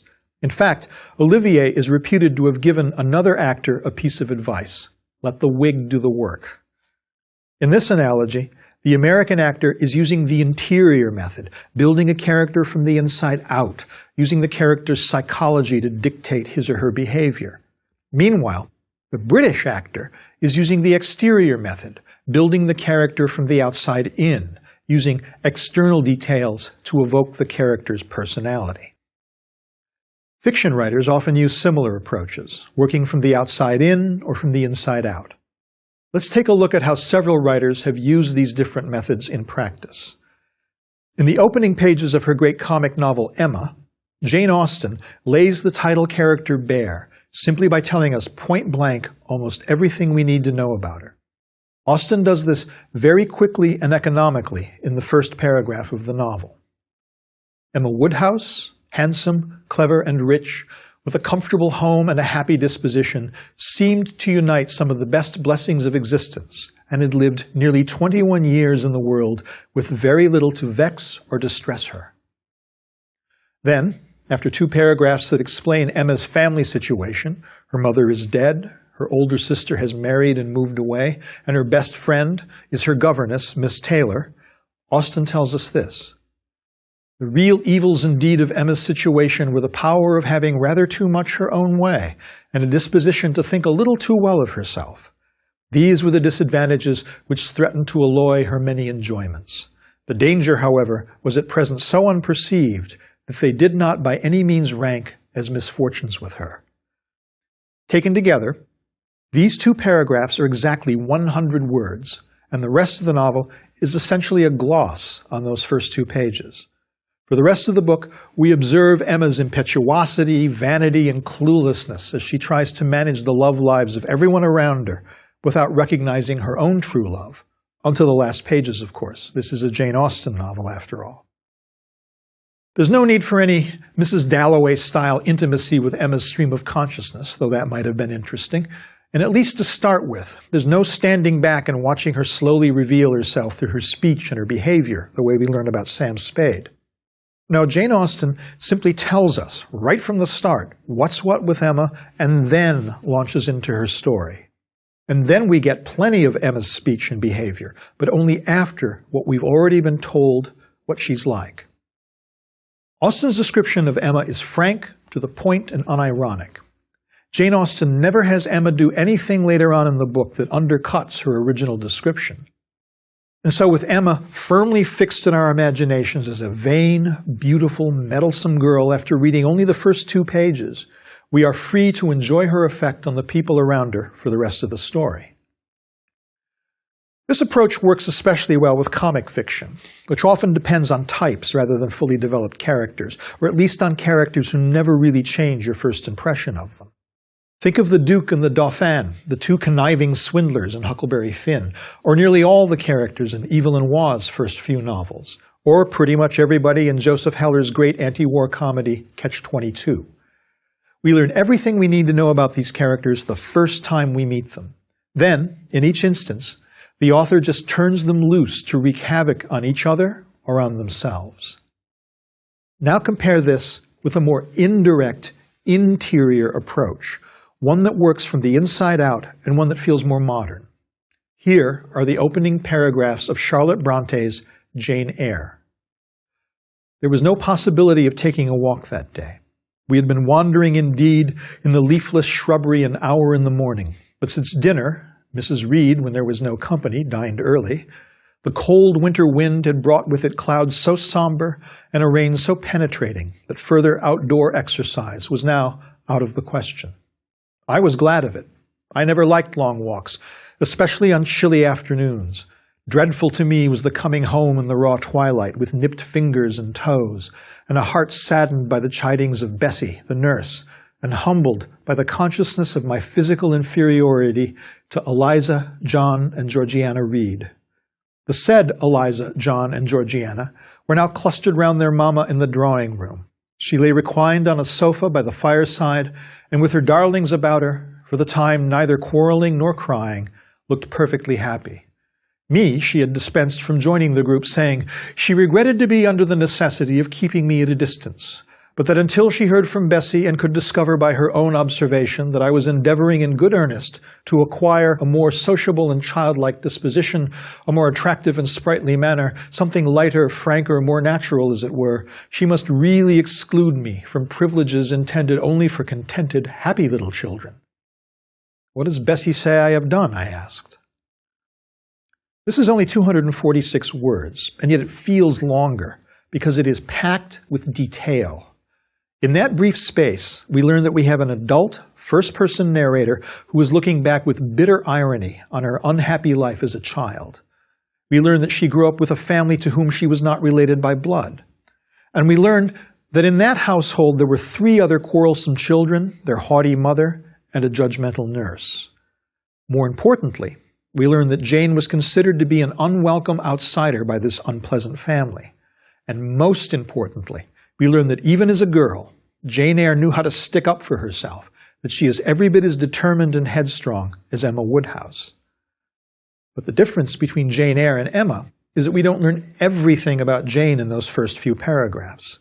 Instead, we are drawn only gradually into the story while being given hints of her struggles to come.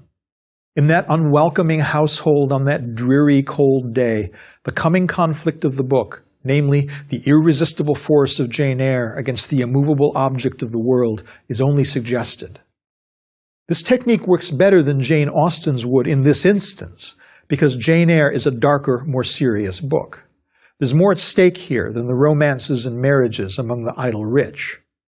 In those first few paragraphs, we get a foreshadowing of Jane's struggle to survive in a world in which she has no money, no connections, and no prospects.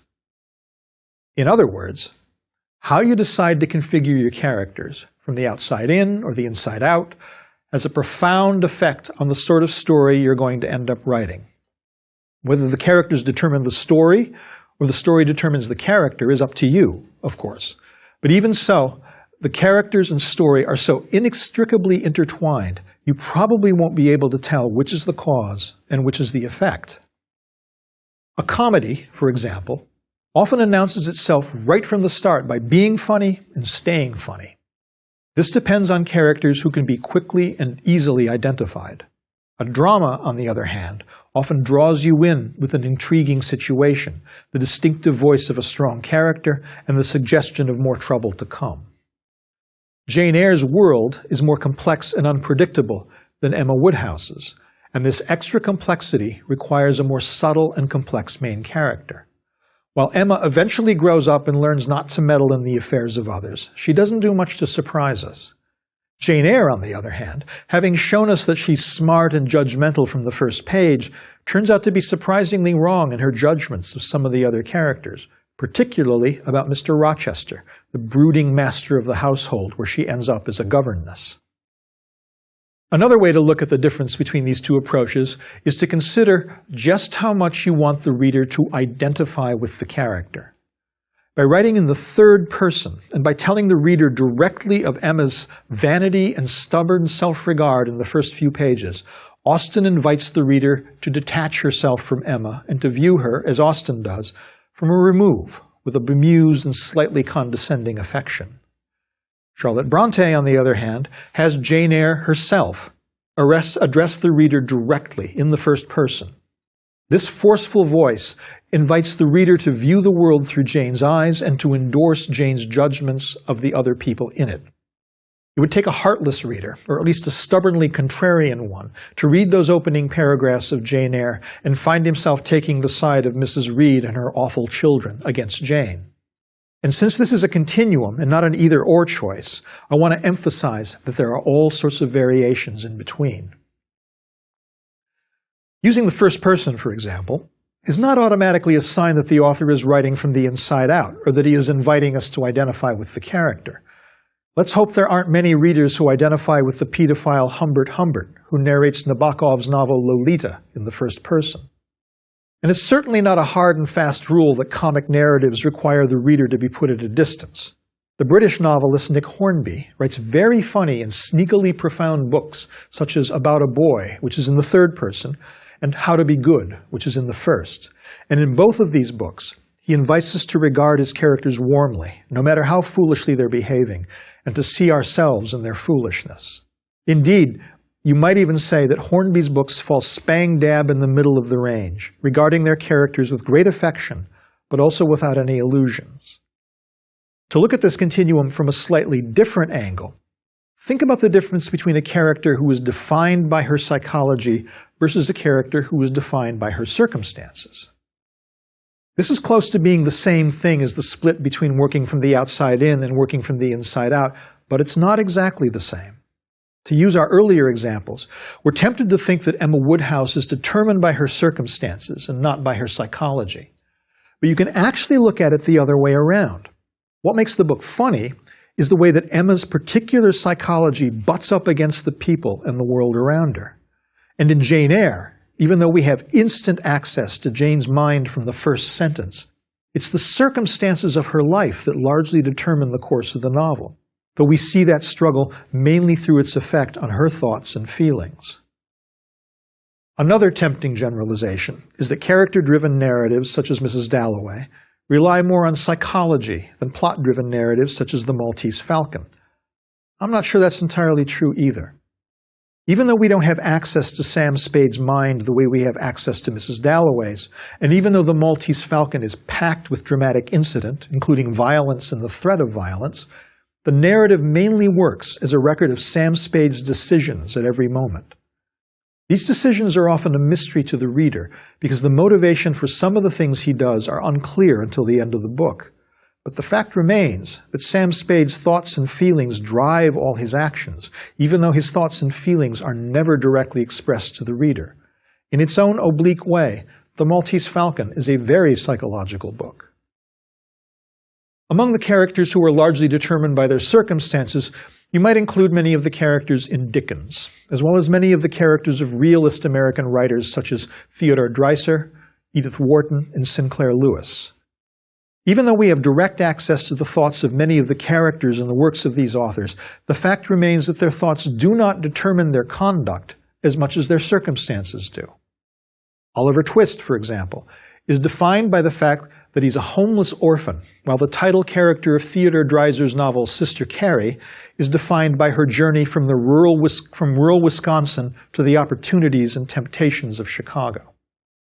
What all these writers have in common is that their books tend, on the whole, to be large-scale portraits of a whole city or a whole class of people. The emphasis is on the social world of the characters and not so much on their individual choices. You find a similar effect in large-scale fantasy novels, the sort that create a richly detailed world for the reader to inhabit. In George R.R. Martin's Song of Ice and Fire series, the characters are vivid and complex, and sometimes etched with real psychological insight. But for the most part, they exist to illuminate the social world in which they move, not the other way around. Which is not to say they don't have a psychology. The evil young King Joffrey, for example, is clearly a heartless psychopath, but his pathology is not dwelt upon for its own sake, but rather serves as the reason for his extremely capricious and violent behavior within the complex and detailed world of Martin's fantasy. In other words, there's an intimate relationship between the sort of characters you create and the sort of narrative you write. In fact, they may be inseparable. You could just as easily say that the sort of characters you decide to use determines the kind of story you write as you could say that the kind of story you decide to write determines the sort of characters you use. You can't really make up your mind about one without making up your mind about the other. And, as I keep stressing, these are continuums I'm talking about, not either-or decisions. John Updike, in his novels about the middle-class everyman Harry Rabbit Angstrom, was writing, on one level, the same kind of social realist novel that Sinclair Lewis and Theodore Dreiser were, with very careful attention to getting the social milieu just right. But at the same time, he was writing an acutely psychological portrait of Rabbit Angstrom, lavishing as much attention on Rabbit's thoughts and feelings as Virginia Woolf ever did with Mrs. Dalloway. And of course, the same writer at different times will try different sorts of stories with different sorts of characters. My own first novel, The Wild Colonial Boy, was a political thriller set in Northern Ireland during the 1980s. It tells the story of a callow young Irish American who helps some members of the Irish Republican Army carry out a terrorist bombing in London. The book is told in the third person, but each section is narrated from the point of view of one of 4 different characters. While I was certainly concerned to get the psychology of each character right, it was a plot-driven novel in which the characters mainly react to circumstances. The book is also a kind of tragedy in which the lives of each of these 4 characters is shattered and in one case ended. And tragedy often requires a kind of inevitability. There's an implicit view of the world in a narrative like this, one that assumes that people don't really understand their own motives and desires, and though they think they're making rational decisions, they're being driven by circumstances and their own weakness. This was certainly true of my main character, Brian, who ends up helping to perpetrate an atrocity, a bombing in an art museum, out of a dilettantish idealism, a misplaced desire for adventure, and an inability to say no to someone else with a stronger personality. And yet, though their psychology may not have been important as their circumstances, Brian and the other 3 major characters are mainly pure products of my imagination, and they were created from the inside out, as I evoked each chapter or individual scene from each character's point of view. Plot rattled right along, if I do say so myself, and you never saw it from a distance, but from above, at any given moment, only through the eyes of one of its participants. 10 years later, I published a very different novel called The Lecturer's Tale, a satire of academia. It was a much longer book with a much wilder plot and a lot more characters. My intent was to make fun of certain tendencies and ideologies in academic literary criticism, with the result that the characters were much less complex than the characters in The Wild Colonial Boy. They were drawn more from life than from my imagination. Some were based on, or composites of, real academics I'd read about, with their particular personalities and characteristics heightened for satiric effect. These characters are created from the outside in. Like Laurence Olivier putting on a hump and a prosthetic nose to play Richard III, I created them out of their appearances, their funny ways of speaking, and their often outrageous beliefs and actions. The novel's point of view character, a hapless, mediocre young professor named Nelson, was a bit more complex than the other people in the book, but not by much. A lot of the characters were like Dickens characters, in fact, with 1 or 2 instantly vivid, recognizable characteristics, and no real psychology to speak of. The book was meant to be a comedy of ideas, and the characters were just complex enough to get my point across. Then, in my most recent novel, Next, I attempted to do something different yet again. I wanted to try my hand at one of those novels like Mrs. Dalloway that looks at one character's life over the course of a single day. I'm not even remotely in the same league as Virginia Woolf, of course, but I thought it might be fun to write a book that was more or less plotless and see if I could create a character by following the lightning shifts of his consciousness moment by moment over the course of a few hours. This way, I could reveal much of his history and personality to the reader, much like Mrs. Dalloway, in fact, only with more jokes and not nearly as good. To align him along the continuums I've been using in this lecture, my main character, Kevin, was created completely from the inside out. There's not a single moment in the book that doesn't come from his point of view. And my evocation of him is, obviously, intensely psychological, shifting from paragraph to paragraph and even from sentence to sentence, from what's right in front of him at a given moment to his remotest memories, from the comic to the serious, from the trivial to the profound. For some writers, choosing whether to work from the outside in or the inside out is purely instinctive. You just sit down at the keyboard and you start to write in the first person or the third person, as the case may be. Even so, sometimes it turns out that what comes naturally doesn't work, and you may have to go back and do it a different way. You can also be more self-conscious and deliberate about it by thinking long and hard about what's more important to your story. Do you want the characters to be reflective of the larger world they inhabit, or do you want to write a more intimate story from inside one consciousness? How you answer that question will tell you how to create your character. With Next, for example, I had to be quite self-conscious about how I created Kevin, because on the one hand, I wanted the reader to be in his head the whole time, but on the other hand, for certain structural reasons, I couldn't let him speak for himself in the first person. So I created a character from the inside out, but written in the third person. There's no one way to do it, so you may have to find your own way by trial and error. Let's sum up where we are. In the last lecture, I talked about how characters are different from real people, namely that they're simpler, they're made up of the most dramatic and/or representative moments, and that we can hear what they're thinking sometimes. In this lecture, I talked about 3 different approaches to creating character, by using observation and imagination, by working from the inside out or the outside in, or by determining a character from his or her psychology or his or her circumstances. In the next lecture, I'm going to talk about the things that all characters have in common. Well, the things that most of them do anyway. And I'm going to talk about how all characters are created out of evocative detail.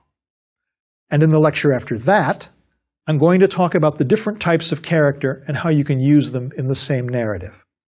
In the next lecture, we're going to talk about introducing characters, with examples from Joseph Conrad's Lord Jim, Eva Figus's Light, Kate Christensen's The Epicure's Lament, and William Faulkner's A Rose for Emily. And in the lecture after that, I'm going to talk about major and minor characters, and also about E.M. Forster's famous distinction between round and flat characters, with examples from such writers as Mark Twain, F. Scott Fitzgerald, Leo Tolstoy, and Denise Mina. In the meantime, here's an exercise from an excellent book called What If? Writing Exercises for Fiction Writers by Anne Bernays and Pamela Painter. Pick a character from a story or a novel that has already been written, either by you or someone else, and make a list of everything you know or can infer about the character. Include basic features such as the character's name, age, gender, appearance, relationship status, and so on. But also include such things as the character's fears, obsessions, and politics, even if they aren't mentioned explicitly in the text. You'll find, I think, that depending on the sort of narrative it is, you may not be able to get a complete list for any character. Such a list for Elizabeth Bennet from Pride and Prejudice, for example, would include a great deal about her opinions and personality, but nothing about her appearance. On the other hand, you could detail Sam Spade's physical appearance, but you can't find much about his opinions on anything. You're going to find in this exercise that different types of stories require different types of characters.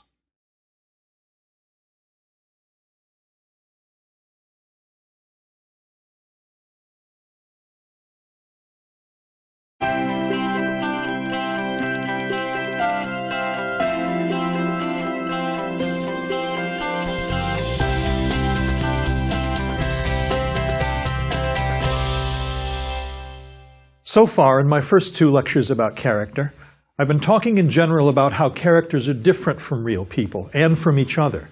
But in this lecture, I want to talk about what all characters have in common, and to suggest a variety of techniques for introducing a character. In my next and final lecture about character, we'll talk about developing a character and about deploying different types of characters in the same narrative. Now, while there are no rules in creative writing, I want to lay out 2 general propositions that should help you in creating character. One is that fiction is all about the particular rather than the universal. Even if you have a large, overarching theme you're trying to get across, and even if you mean your characters to be representative of types of people, fiction is about individual people in a specific situation. That's one thing all characters have in common. They're constructed out of specific details. The other proposition, and the other thing that all fictional characters have in common, is that each character, no matter whether they're simple or complex, no matter whether they're round or flat, No matter whether they're the leading character or a minor character, each character has a purpose in the narrative. Each one almost always has something he or she wants or something at stake. We'll talk more about this in the next lecture as we talk about developing a character through the course of a narrative. But it's something you need to be thinking about when you're introducing a character. Whether you're imagining your characters from the inside out or from the outside in, whether you're imagining them based on their psychology or their circumstances, all characters are constructed out of specific, vivid, visceral, sensuous, evocative details. And both the writer and the reader are never more aware of those specific details than they are in the moment when they meet a character. In other words, meeting a fictional character is a lot like meeting someone in real life. Think about the first moment you met someone important to you, a spouse or a friend or even an enemy. And the chances are very good that what you remember most vividly is something very specific about them, a physical feature or something they were wearing or some gesture they made or something specific they said, or the particular circumstances in which you met them. We have a very similar experience with fictional characters. First impressions are very important. And we know within a page or two if we find a character appealing, interesting, or annoying. Think about the stories or books where you've fallen in love with a character on first sight, or even the books where you've given up after the first few pages because you realized quickly that you didn't want to spend any more time with this person. In real life, it's considered rude to turn your back on someone you've just been introduced to. But with a story or a book, you can shut it and walk away and no one's feelings are hurt. To help you think about making that all-important first impression, let's take a look at 5 different ways we can be introduced to a new character. 1, through a straightforward description of the character. 2, by seeing the character in action. 3, through direct address in the first person from the character. 4, through report by other characters. 5, by placing the character in a specific time and place. As I go through the various examples of each technique, I especially want you to notice how each technique uses details and specifics, and how the introduction to the character reveals or at least hints at what the character wants. Perhaps the most straightforward way to introduce a character is simply to describe him or her. Here's the very first paragraph of one of my favorite novels, Joseph Conrad's Lord Jim.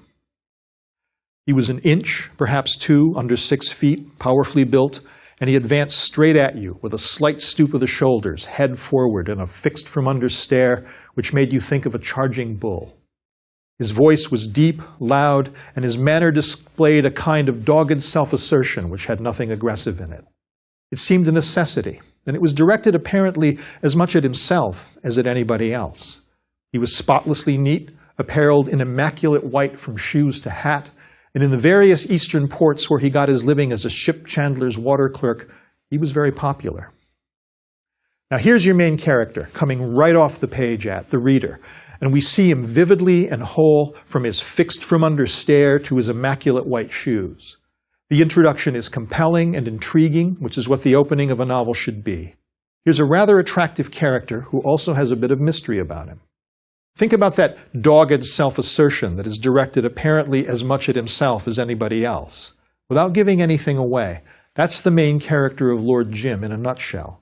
He's a man who has something to prove to himself, and the rest of the book shows why that's the case and how he goes about it. The introduction is also economical.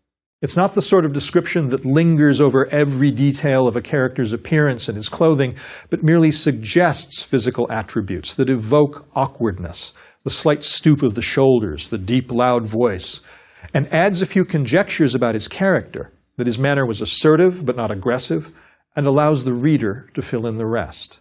This is not to say that giving an elaborate description of the character is necessarily a bad thing. Lots of books and stories introduce the physical appearance of a character in great detail. As always, it depends on the book and on what you're trying to do.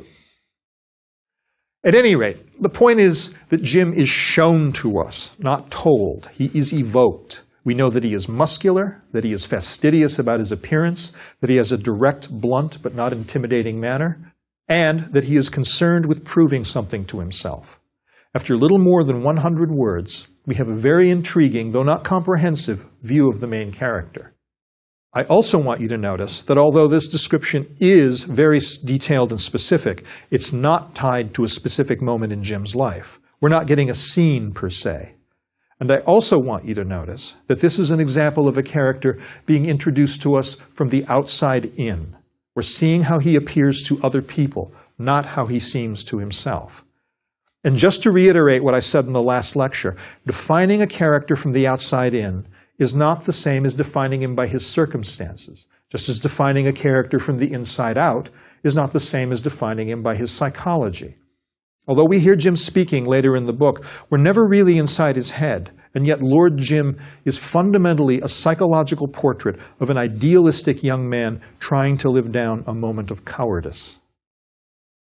Now let's take a look at a character who is introduced to the reader in a specific moment through a specific action. It comes from another favorite novel of mine, a very slim book called Light by the English writer Eva Figgis. Here's the opening of the book. The sky was still dark when he opened his eyes and saw it through the uncurtained window. He was upright within seconds, out of the bed, and had opened the window to study the signs. It looked good to him, the dark just beginning to fade slightly, midnight blue-black, growing gray and misty, through which he could make out the last light of a dying star. It looked good to him, a calm pre-dawn hush without a breath of wind and not a shadow of cloud in the high, clear sky. He took a deep breath of air, heavy with night scents and dew on earth and foliage.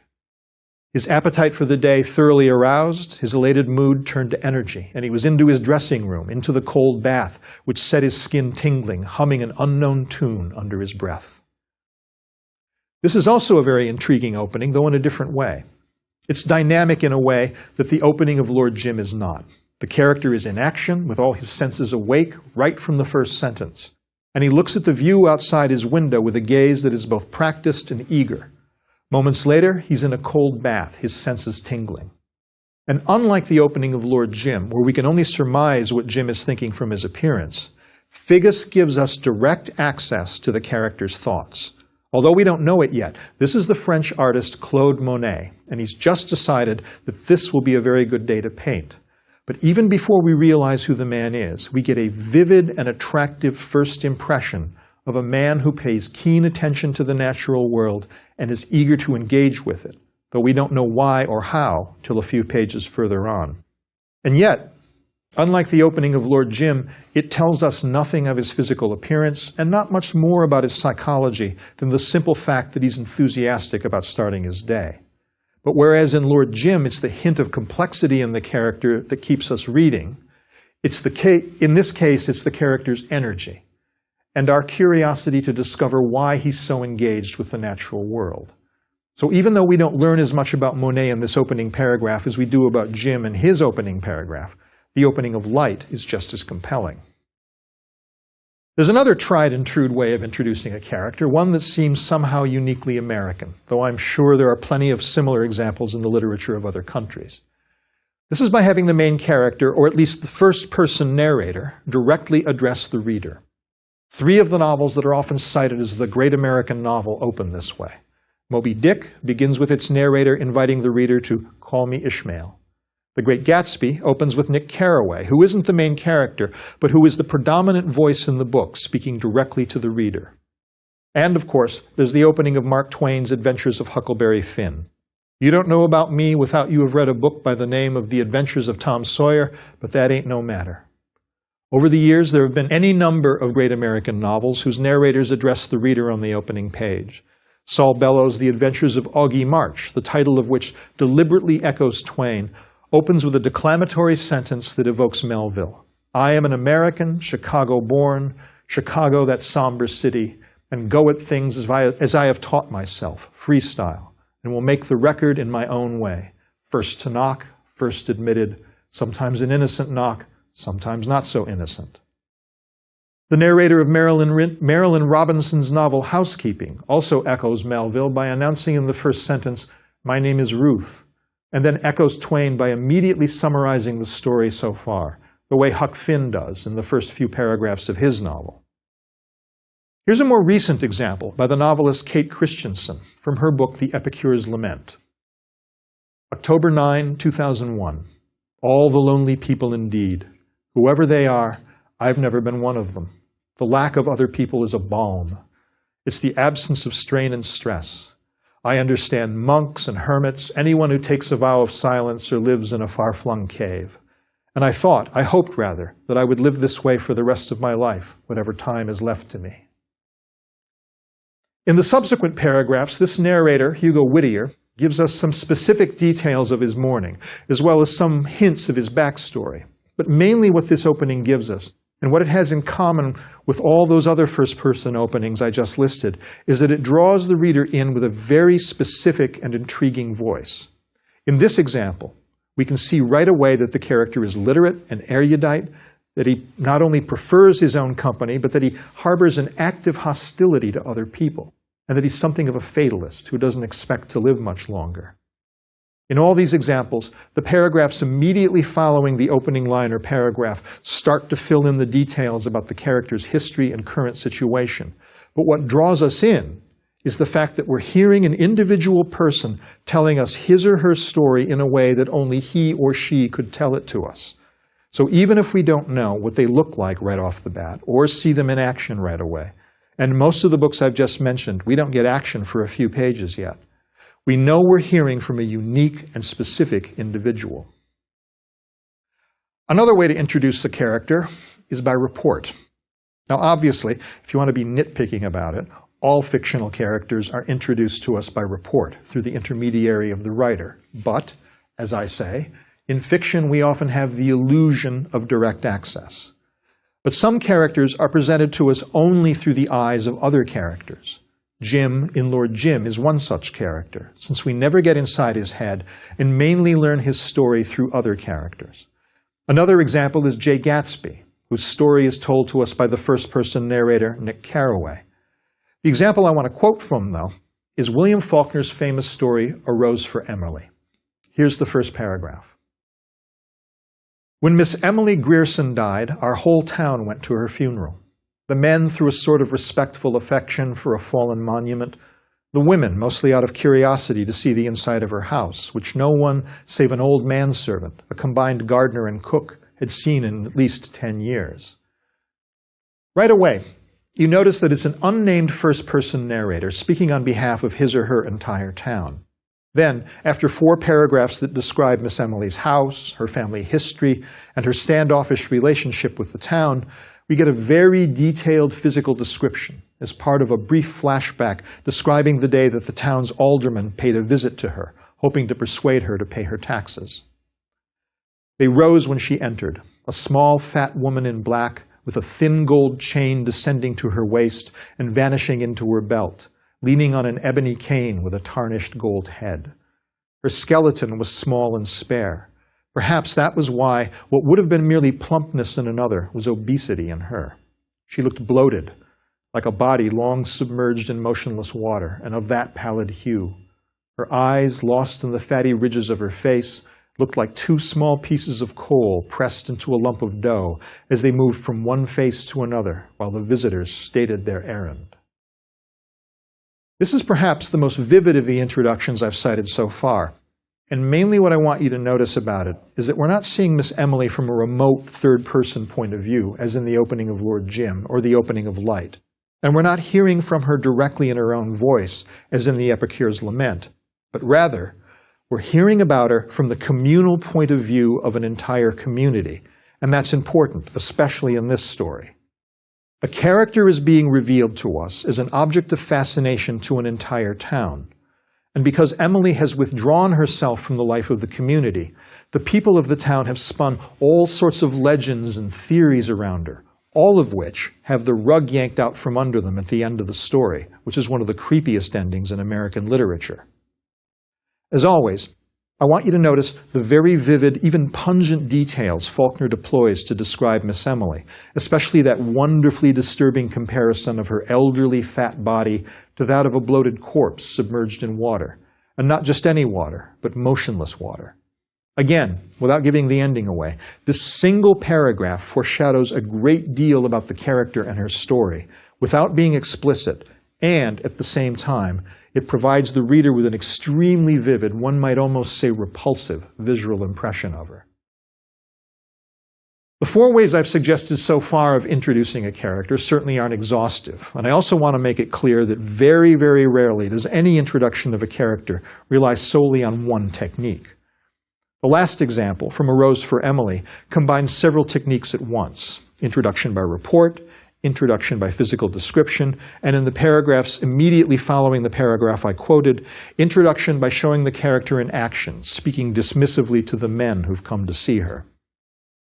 Let's take a look at one more way of introducing character, namely the technique of introducing a character by situating him or her in a very specific time or place. This is the opening paragraph of Robert Stone's A Flag for Sunrise. Father Egan left off writing, rose from his chair, and made his way, a little unsteadily, to the bottle of Flor de Cana, which he had placed across the room from his desk. The study in which he worked was lit by a Coleman lamp. He had turned the mission generators off to save kerosene. The shutters were open to receive the sea breeze, and the room was cool and pleasant. At Freddy's Chicken Shack up the road, a wedding party was in progress, and the revelers were singing along with the radio from Puerto Alvarado, marking the reggae beat with their own steel drums and crockery.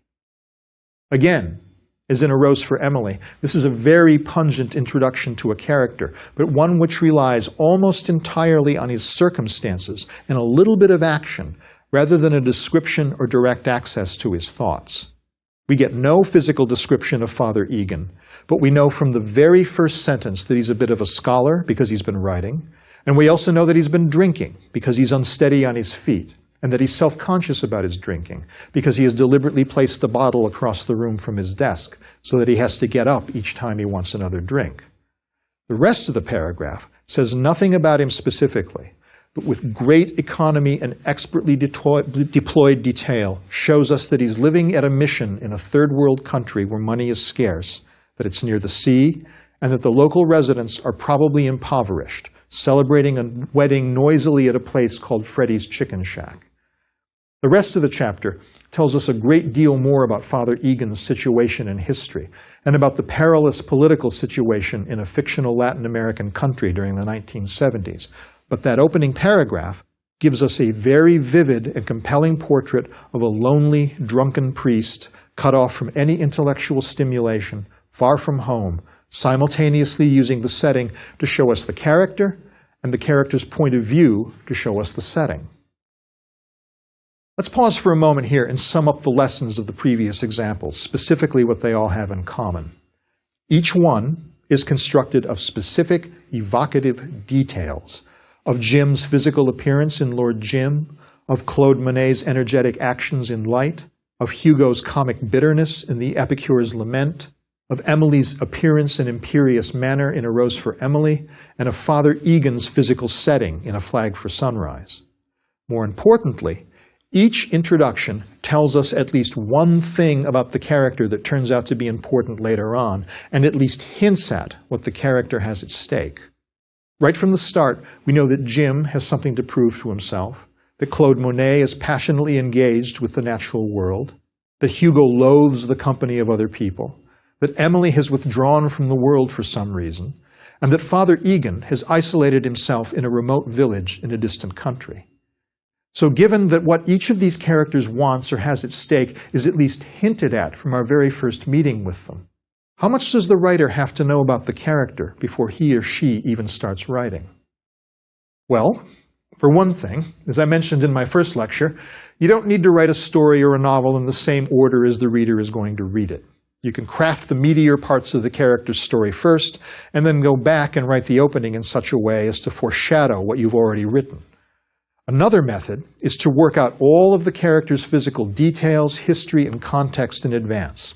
You might call this the iceberg theory of character creation.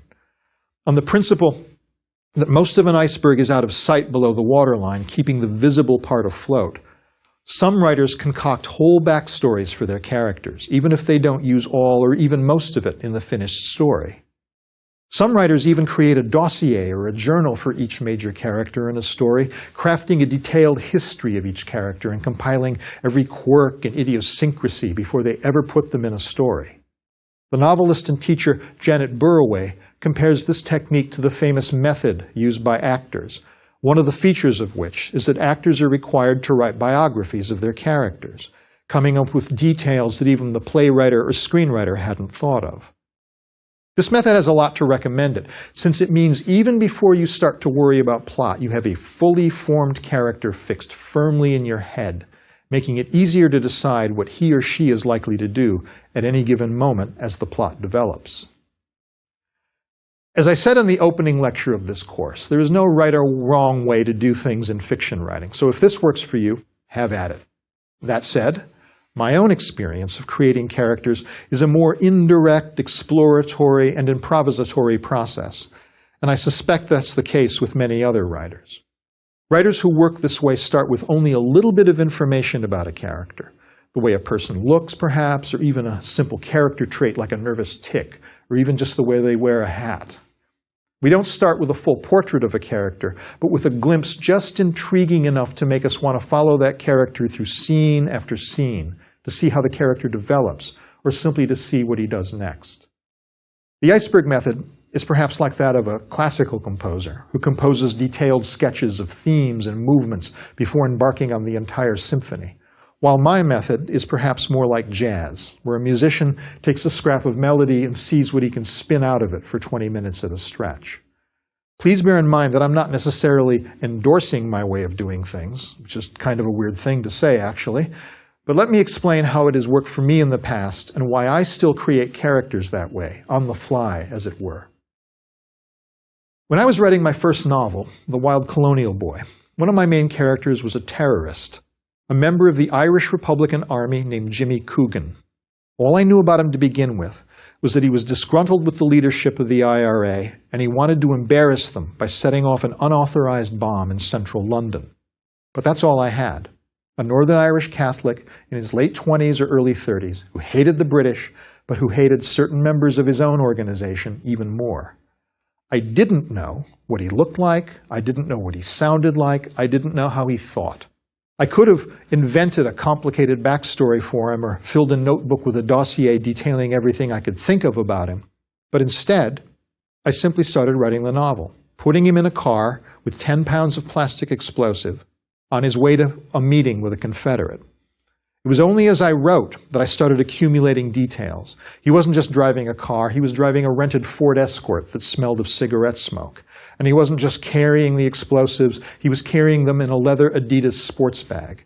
And he wasn't just going anywhere for the meeting but to Giant's Causeway, a tourist destination on the northern coast of Ulster, away from the prying eyes of British soldiers and policemen. As I accumulated these details, I began to sense not only his wariness, but also his self-consciousness about being wary, which made him uncomfortable. I also took care of some exposition by having him mull over why he was breaking ranks with the leadership of the IRA. But even then, he didn't really come alive to me until I gave him a particular item of clothing, namely a brand new raincoat, the kind with big lapels and a belted waist. It was the sort of coat, in fact, that an IRA man of the late 1970s or early 1980s would never have been caught dead in. Real Irish terrorists of the era were a pretty scruffy lot, working-class guys from very rough neighborhoods in Belfast. So when I had my scruffy working-class character steal an expensive Burberry raincoat from a posh men's store in London, he suddenly snapped into focus and became an individual, a living person. The theft not only symbolized his break with the Puritanism and caution of the IRA leadership, who certainly didn't want their operatives drawing attention to themselves with flashy trench coats, but more importantly, it symbolized Jimmy's own self-mythologizing romanticism and vanity. Here was a character who not only had decided to break with the discipline and orthodoxy of a radical movement, he wanted to look good while he was doing it. So by giving him this incongruous coat, I began to learn what Jimmy Coogan looked like, what he sounded like, how he carried himself when he walked down the street. It's entirely possible I would have arrived at the same point if I had used the iceberg method and painstakingly constructed a dossier for Jimmy in advance. It's possible I might even have come up with the raincoat, but I kind of doubt it.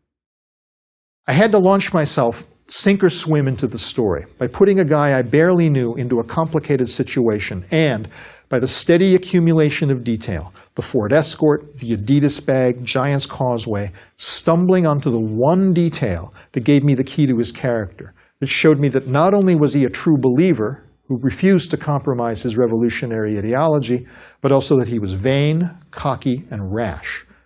By writing my way into Jimmy Coogan, I was also telling myself the story, learning about Jimmy bit by bit, the same way the reader eventually would.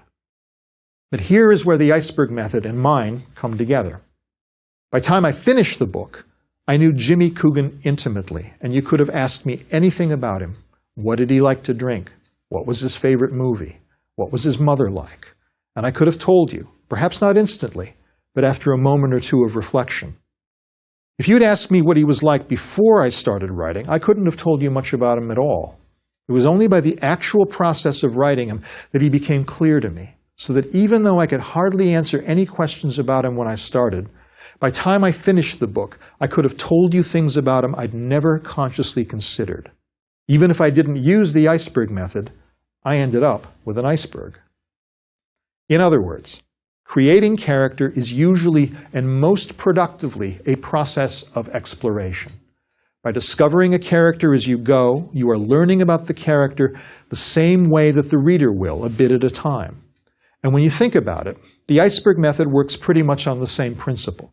It's just that you do all the hard graft of imagining the character independently of creating the plot. You're still working by trial and error, trying out bits in your character journal and rejecting them, making the character clearer and clearer with each step. I'm just saying that for me, the process works better if I'm telling the story at the same time, because the story reveals the character, even as the character determines the story. I'm not saying my way is easier or even more efficient. In fact, it's probably less efficient. You will wander into blind alleys and dead ends, and you may find yourself tearing up whole chapters and starting them over, the way I have many times. But you might also say that those blind alleys and dead ends are signs that the process is working. If you write a scene that feels flat or seems like something the character wouldn't do, that means that the character has started to live an independent existence in your imagination, digging in his heels, or standing up on her hind legs and saying, I won't do that. That's not me. And that's a very good sign, because then your character is beginning to behave like a real person with a will and an inner life of his own, and he or she will come alive on the page. So whichever method you prefer, creating the character independently of the story or making him up as you go along, the point is that while you don't have to know a character completely when you start, if things go the way they're supposed to, you'll know him by the end as well as you know yourself, and maybe even better. In the meantime, here's an exercise to help you think about introducing a character. Take someone you know a lot about, either in your personal life or someone famous, and write a paragraph about them as if you were introducing them for the first time as a fictional character. Bear in mind as you write it that your imaginary reader is meeting these people for the first time, so you're going to have to think hard about what sort of first impression they make, how they look, how they act, how they speak. If you're writing about someone famous, write it as if that person isn't famous and we're meeting her for the first time. If you're writing about someone you know personally, write it as if they're never going to read it, and then for heaven's sake, don't show it to them. This is meant to be a writing exercise, one that focuses your attention on distilling a whole person into a few hundred words. In the next lecture, we'll be talking about how to use different types of characters, round and flat characters, major and minor characters, in the same narrative. And we'll be looking at examples from the work of Twain, Dickens, Fitzgerald, and the Scottish mystery writer Denise Mina.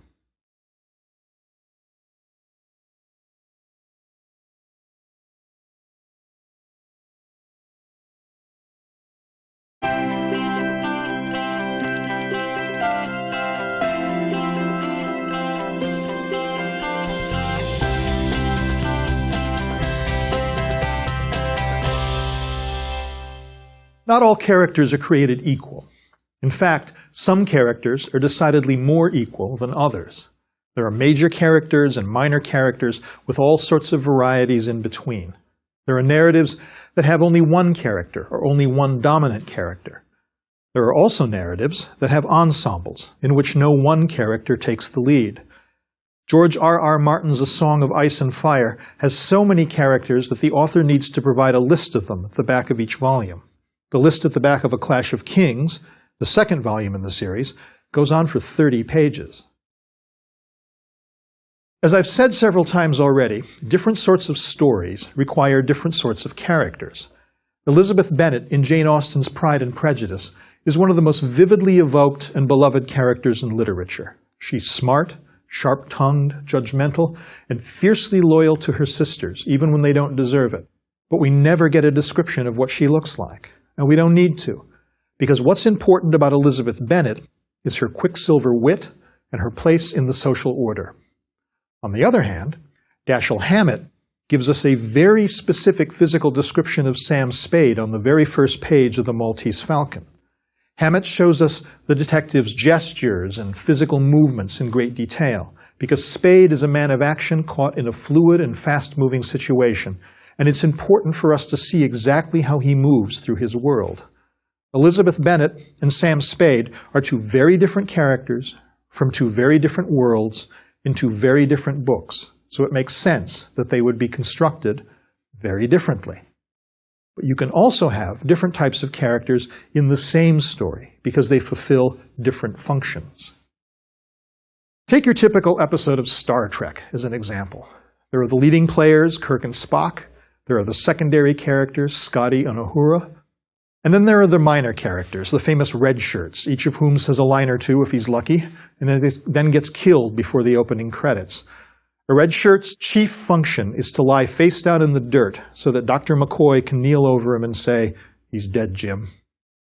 Your leading characters are the main focus of the story, so you want to know as much detail about them as possible.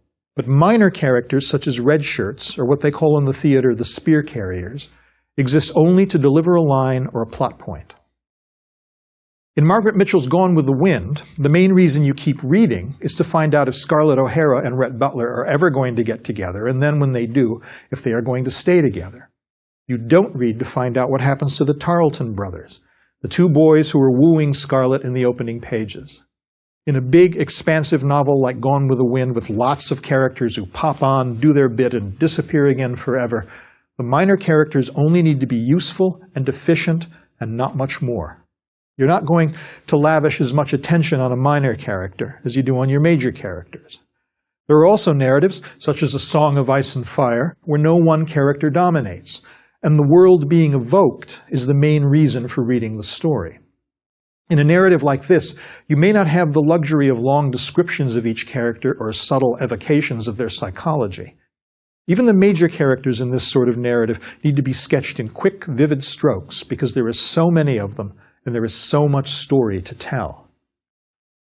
But it's important to remember that even the minor characters in a novel or a story, even the characters who exist to deliver a single line or just keel over dead, still have something at stake. Part of what I mean is that all characters fulfill a purpose in the narrative, even if it's only to do one thing and then disappear. But I also mean that even characters who only appear once and do one thing have at least the potential to be major characters in a different version of the same story. In a well-imagined, vividly evoked fictional world, you want to create even your minor characters with enough attention to detail and with enough respect for their potential inner life that they could step up and act like major characters if required. Remember what I said in my very first lecture. A plot is only one particular way of looking at a story. The same set of circumstances could be told in countless different ways from the point of view of any one of the characters in it. All characters potentially have an inner life as rich as that of your main characters, and in that sense, all characters are created equal. This potentiality adds to the richness of the fictional world, giving the reader the feeling that the world the writer is evoking is larger and more comprehensive than the story he's chosen to tell. In an imaginary world that has this potential, the reader has the feeling that she could take a left turn away from the main story and just keep going. In fact, over the whole past half-century, a whole subgenre of revisionist literature has grown up in which famous stories are told from a different character's point of view. John Gardner's Grendel, for example, tells Beowulf from the monster's point of view. In The Wind Done Gone, Alice Randall retells the story of Gone with the Wind from the point of view of a slave. And Valerie Martin's novel, Mary Riley, retells the story of Dr. Jekyll and Mr. Hyde from the point of view of one of Dr. Jekyll's servants. That said, in most narratives, you can't treat all the characters equally. It would read like a transcript of a surveillance tape. Even important characters can be divided into types, not only between different kinds of books, as between Pride and Prejudice and the Maltese Falcon, but sometimes even between characters in the same story. One of these differences is the distinction between round characters and flat characters. This distinction is one of the most famous tropes in the teaching of creative writing, and it was formulated by the English novelist E.M. Forster in his book, Aspects of the Novel. The terms have become so famous that you probably have already heard of round and flat characters, even if you've never read Forster's book or even heard of E.M. Forster. Let's take a moment to review what he actually said. Flat characters, according to Forster, have sometimes been called humorous types or caricatures. Their chief distinguishing feature is that they have, well, one chief distinguishing feature. As Forster puts it, in their purest form, they are constructed around a single idea or quality. When there is more than one factor in them, we get the beginning of the curve towards the round. The really flat character can be expressed in one sentence.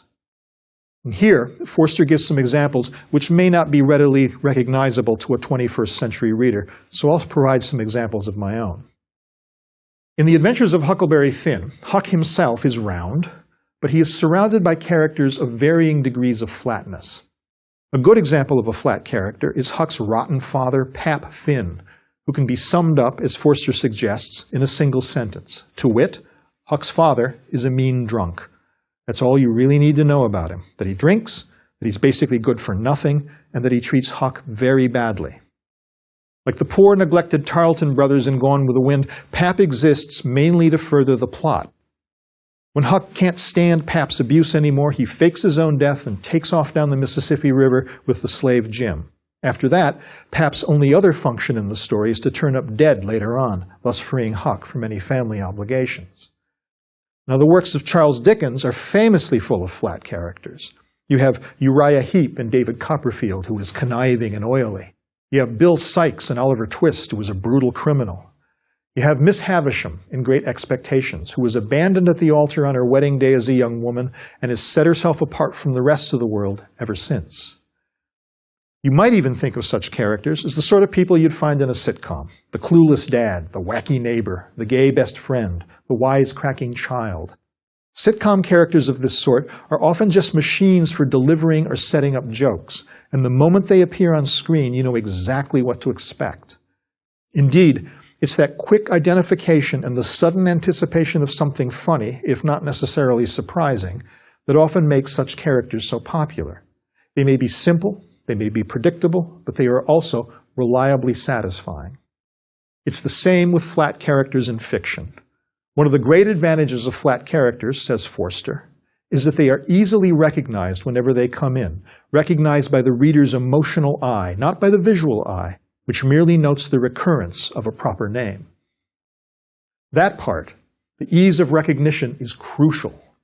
The most important trait of a flat character is the fact that the minute he or she reappears, you get the whole effect of them right away. Whenever Bill Sikes turns up in Oliver Twist, we immediately know something bad is going to happen. He does the same sort of thing, or threatens to, every time he appears. So although Bill may be a very bad man from the point of view of the other characters in Oliver Twist, he is, from the point of view of the writer and the reader, very reliable and satisfyingly frightening. The fact that he produces the same effect every time does not really diminish the satisfaction of the effect. This, in fact, is what Forster calls the flat character's second advantage, that they are easily remembered by the readers afterwards. Says Forster, "It is a convenience for an author when he can strike with his full force at once, and flat characters are very useful to him, since they never need reintroducing, never run away, have not to be watched for development, and provide their own atmosphere." It's also important to note that a flat character needs to be both simple and vivid. If a character is just simple but not memorable, then the character doesn't really serve its purpose. And if he's vivid but not simple, then he's not a flat character. Now, please bear in mind that a flat character is not the same thing as a minor character. For one thing, a minor character can be round. Take George Wilson, for example, who was the working-class garage owner in F. Scott Fitzgerald's The Great Gatsby. He only appears in a few scenes, but late in the story, his grief after a tragic accident is one of the most moving scenes in the novel. Someone who was just a caricature up to that point, the clueless, cuckolded husband, becomes for a page or two a real human being. For another thing, a flat character can be very important to a story. Miss Havisham is one of the most memorable and influential characters in Charles Dickens' Great Expectations. She never develops or changes, and she is essentially the same character in her final scene as she was in her first. But if you took her out of the book, you'd lose one of the major plot lines of the novel. In fact, it's possible to have a story or a novel that is peopled entirely with flat characters. Forster himself claims that all the characters in Dickens are flat, even the leading ones like Pip in Great Expectations or the title character in David Copperfield.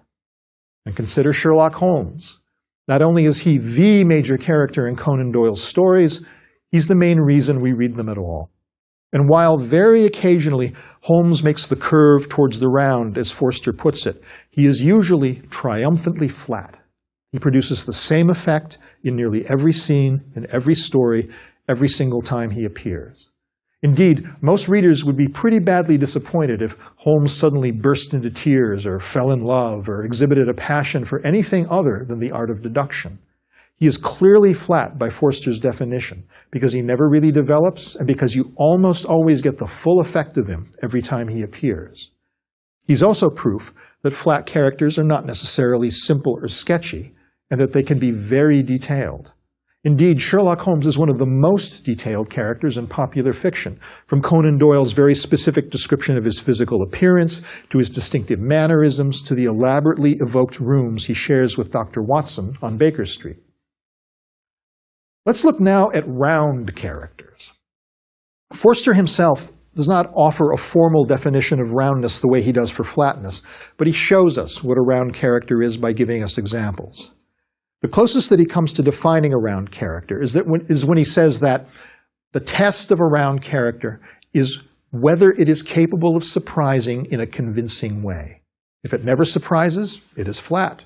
If it does not convince, it is a flat pretending to be round. The very nature of round characters is encapsulated in the metaphor we use to describe them. Round characters curve up and away from the flat page into 3 dimensions. They have different sides and aspects, unlike flat characters, who appear the same from every angle. Round characters are also richer, deeper, and more mysterious and unpredictable than flat characters. They can do all the things a flat character can do. They can come vividly to life, they can be memorable and instantly recognizable, they can be just as engaging and delightful and entertaining. But they can also surprise us, delight us, and disappoint us the way real people can and flat characters cannot. As Forster puts it, round characters don't just surprise us, they surprise us in a convincing way. This part is important. Flat characters can be surprising too, but flat characters provide only the sort of mechanical surprise you get from a mystery or a spy novel when a trustworthy character suddenly turns out to be the murderer or the double agent. While this kind of surprise can be effective, it can also come across as cheating, as if the writer hasn't been playing by the rules. Our response to this kind of surprise is often a groan or a roll of the eyes. On the other hand, the kind of surprise we get from a round character should evoke not just shock, but at the same moment, the strong feeling of inevitability. You should be thinking, of course, I should have seen that coming. When a round character surprises us, we're delighted or moved in ways that flat characters can't manage, by actions that we didn't expect, but which we believe the moment we see them. Round characters can also break our hearts in ways that flat characters can't. They can disappoint us in a lifelike way, the way loved ones or friends can sometimes disappoint us. The actions of round characters should be both surprising and inevitable. Whatever happens to a round character is probably the only way things could have turned out for them, not because of her circumstances necessarily, but because of her own flawed, complex nature that drove her to it. Take the most famous adulterous wife in 19th century literature, Anna Karenina, from Leo Tolstoy's novel.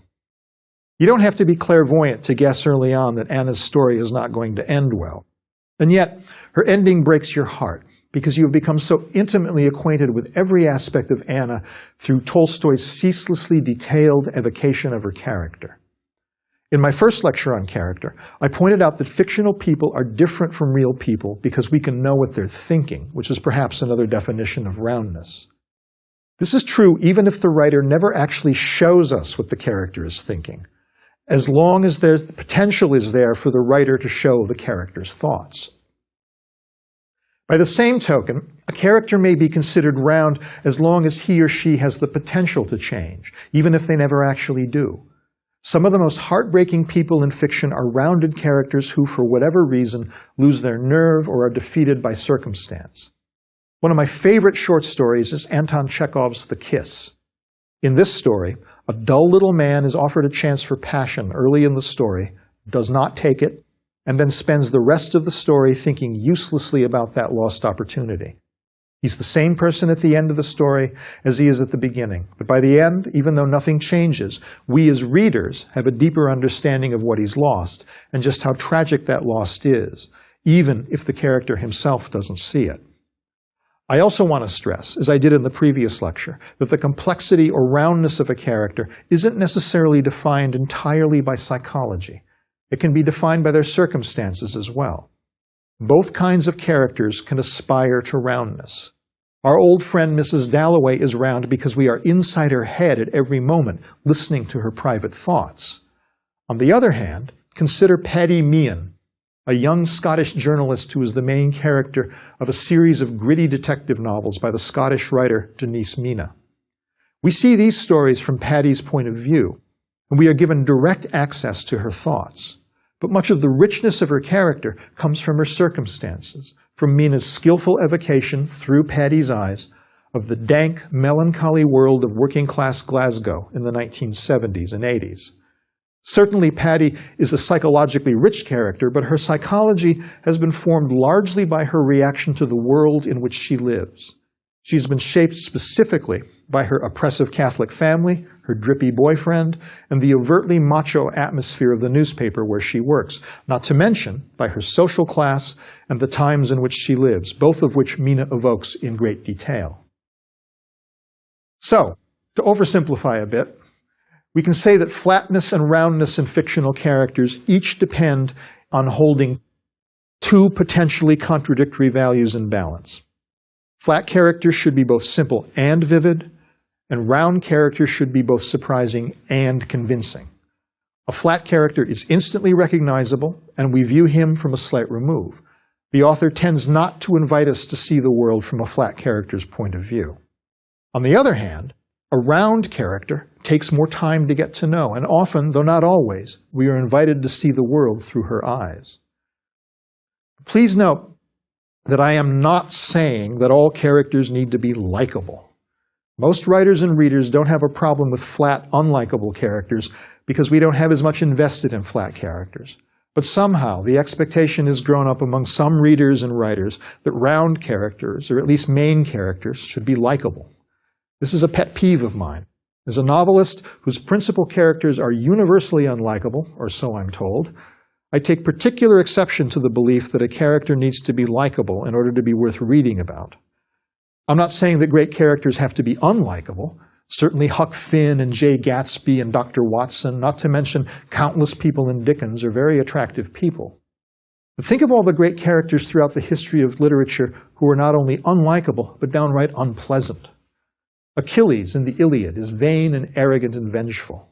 Captain Ahab in Moby Dick is a heartless obsessive. Mrs. Dalloway is a shocking snob. Lady Macbeth is murderously ambitious. Humbert Humbert in Lolita is a manipulative pedophile, and so on. These are all great characters, but in real life, we'd probably want to have nothing to do with any of them. One of the great things about literature is that we're able to broaden our experience of human nature through reading, with no real risk to our safety or our morals. Reading about Lady Macbeth is a bracing experience, but hearing her story doesn't necessarily make us want to murder our spouse's boss. This brings me to perhaps the most important distinction between flat and round characters, or at least important as it seems to me, since Forster himself doesn't mention it.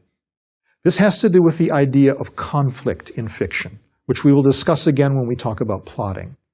But for now, I want to make a generalization which may not always apply, but applies often enough that I think it's useful.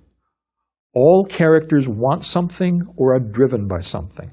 Or, as I put it a few minutes ago, all characters have something at stake in the narrative. Flat characters only want one simple thing. Sherlock Holmes only wants to solve a mystery, to the point of driving every other consideration out of his head. Miss Havisham only wants revenge against men. Round characters, on the other hand, want something complicated or ineffable or ambiguous. Another way to put it is to say that they are conflicted about what they want, often to the point where they have no clear idea what they're actually looking for. Take Anna Karenina, for example. Not only is it hard for the reader to pin down what's driving her, Anna herself can't articulate precisely what's lacking in her life. She wants her lover, Count Vronsky, but for much of the book, spoiler alert, she has him. And yet, having him does not satisfy her for all sorts of reasons. Her desperation grows as the costs of leaving her husband and losing her child mount up. There's something unreachable in Anna, something even she can't reach, that makes her supremely human, frustrating, and poignant. Miss Havisham in Great Expectations is unlucky in love too, and, another spoiler alert, she also comes to a bad end. But while Miss Havisham's death is lurid and dramatically satisfying, it isn't as heartbreaking as the death of Anna Karenina. Miss Havisham's death is an ironic comeuppance of a flat character, but Anna's death is the last resort of a confused, desperate, passionate, and utterly lifelike human being. So, how do these distinctions between major and minor characters, or between round and flat characters, figure into the process of creating them? With the first distinction, it's pretty simple. Minor characters get less space and attention in a narrative than the major characters do. You don't need a great deal of description or a complicated backstory for a waiter who is simply providing your character with a cup of coffee. But even here, you might want to expend a bit more effort than just saying, the waiter brought her a cup of coffee. You might want to add an adjective or a clause or two in order to give that waiter a bit more substance than just a coffee delivery mechanism. Even if you say something as simple as, a sour old waiter brought her a cup of coffee, or a nervous young waiter brought her a cup of coffee, you're not only adding a little evocative texture to the scene, you're also suggesting that the world you're creating is so complex and rich that if you wanted to, you could follow that waiter home and find out why he's sour or nervous. Now, no matter whether a character is major or minor or flat or round, at some point you need to think self-consciously about his or her function in your narrative. In my last lecture, I talked about two different techniques for creating character. You can either construct a character in advance, or let the character develop organically as you write the narrative. Either way, you're going to come at some point to a visceral understanding of how that character figures in the story. Not only is she major or minor, but what does she want, and how simple or complex is that desire? Sometimes this means that a character you thought was round is really flat, or vice versa. A character you thought was round and complex may actually turn out to do nothing more than move the plot along. In the opening chapters of Conan Doyle's The Hound of the Baskervilles, for example, we meet a character named Dr. Mortimer, who gets a lot of screen time, as it were, explaining the setup of the mystery to Sherlock Holmes. But in the end, Dr. Mortimer turns out to be pretty uninteresting and unimportant.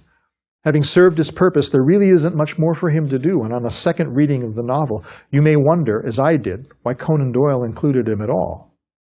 On the other hand, you may discover that a character you meant to be a minor character turns out to be rounder and more important than you thought. Early in my novel Next, my main character Kevin, a middle-aged man who has come to Austin, Texas for a job interview, meets a middle-aged businesswoman in a coffee shop and is inadvertently rude to her. When I was writing this scene, in which she first appeared, this woman didn't even have a name or a backstory. She was just there for me to show that Kevin was the sort of callow, middle-aged guy who would ignore an attractive woman his own age because he thinks he still has a shot with younger women. Then, without my intending her to show up again or even be referred to, she turned up, much to my own surprise, under very different circumstances at the end of the book. Suddenly she was round and complicated with a name, Melody, and an inner life and a fate all her own, independent of her encounter with Kevin earlier in the book. As a result of this happy accident, I went back and slightly reworked her first scene to make her a little more memorable, so that when she turned up again at the end, her return felt more organic and believable, and not like some plot trick on my part. In other words, in the course of constructing the novel, I had to think self-consciously about what sort of character Melody was, just as I did with every other character, even those whose function or fate didn't change. In the next 2 lectures, I'll be talking about writing dialogue. The first lecture is about the mechanics of writing dialogue, and the second lecture is about using dialogue to evoke character and tell a story. It's also about integrating the dialogue into the rest of the narrative. In the meantime, here's an exercise to help you think about how different sorts of characters can function in a narrative. Take a story you like, or use a completed draft of one of your own stories. List all the characters, this won't work if you're George R.R. Martin, and leave a little space after each name. Then describe what each character wants as briefly as possible, and using only what the story itself says about the character. I think you'll learn pretty quickly who is flat and who is round, and who is major and who is minor. Sherlock Holmes's entry might say he wants to solve the crime and impress everyone with his brilliance. Anna Karenina's entry might say she wants the sort of passion from another man that she's never had from her husband, but in truth, she doesn't really know what she wants. These 2 are pretty obvious, but if you find yourself pausing over that waiter and wondering what else he wants to do besides deliver that cup of coffee, you may discover that you have some work to do. A final word about character.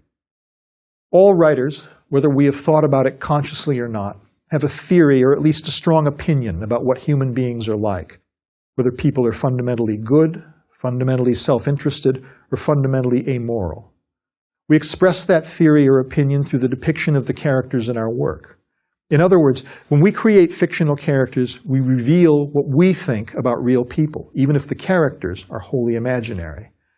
The greatest writers have a rich and expansive view of humanity. Shakespeare's menagerie of memorable characters encompasses every sort of person, from the most venal and conniving, such as Iago in Othello, to the comic and endearing, such as the nurse in Romeo and Juliet, to the most conflicted and complex, such as Hamlet. Other writers are not as warm or all-inclusive as Shakespeare. Dashiell Hammett had a much narrower view of human nature in The Maltese Falcon, where every character, from Sam Spade to the femme fatale Bridget O'Shaughnessy, is cynical and self-interested.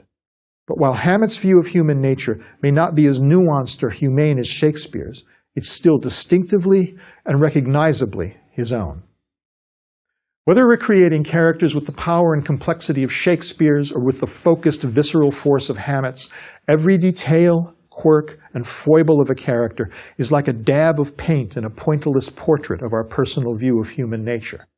And not just human nature in the abstract. As the great Argentinian writer Jorge Luis Borges put it, a man sets himself the task of portraying the world.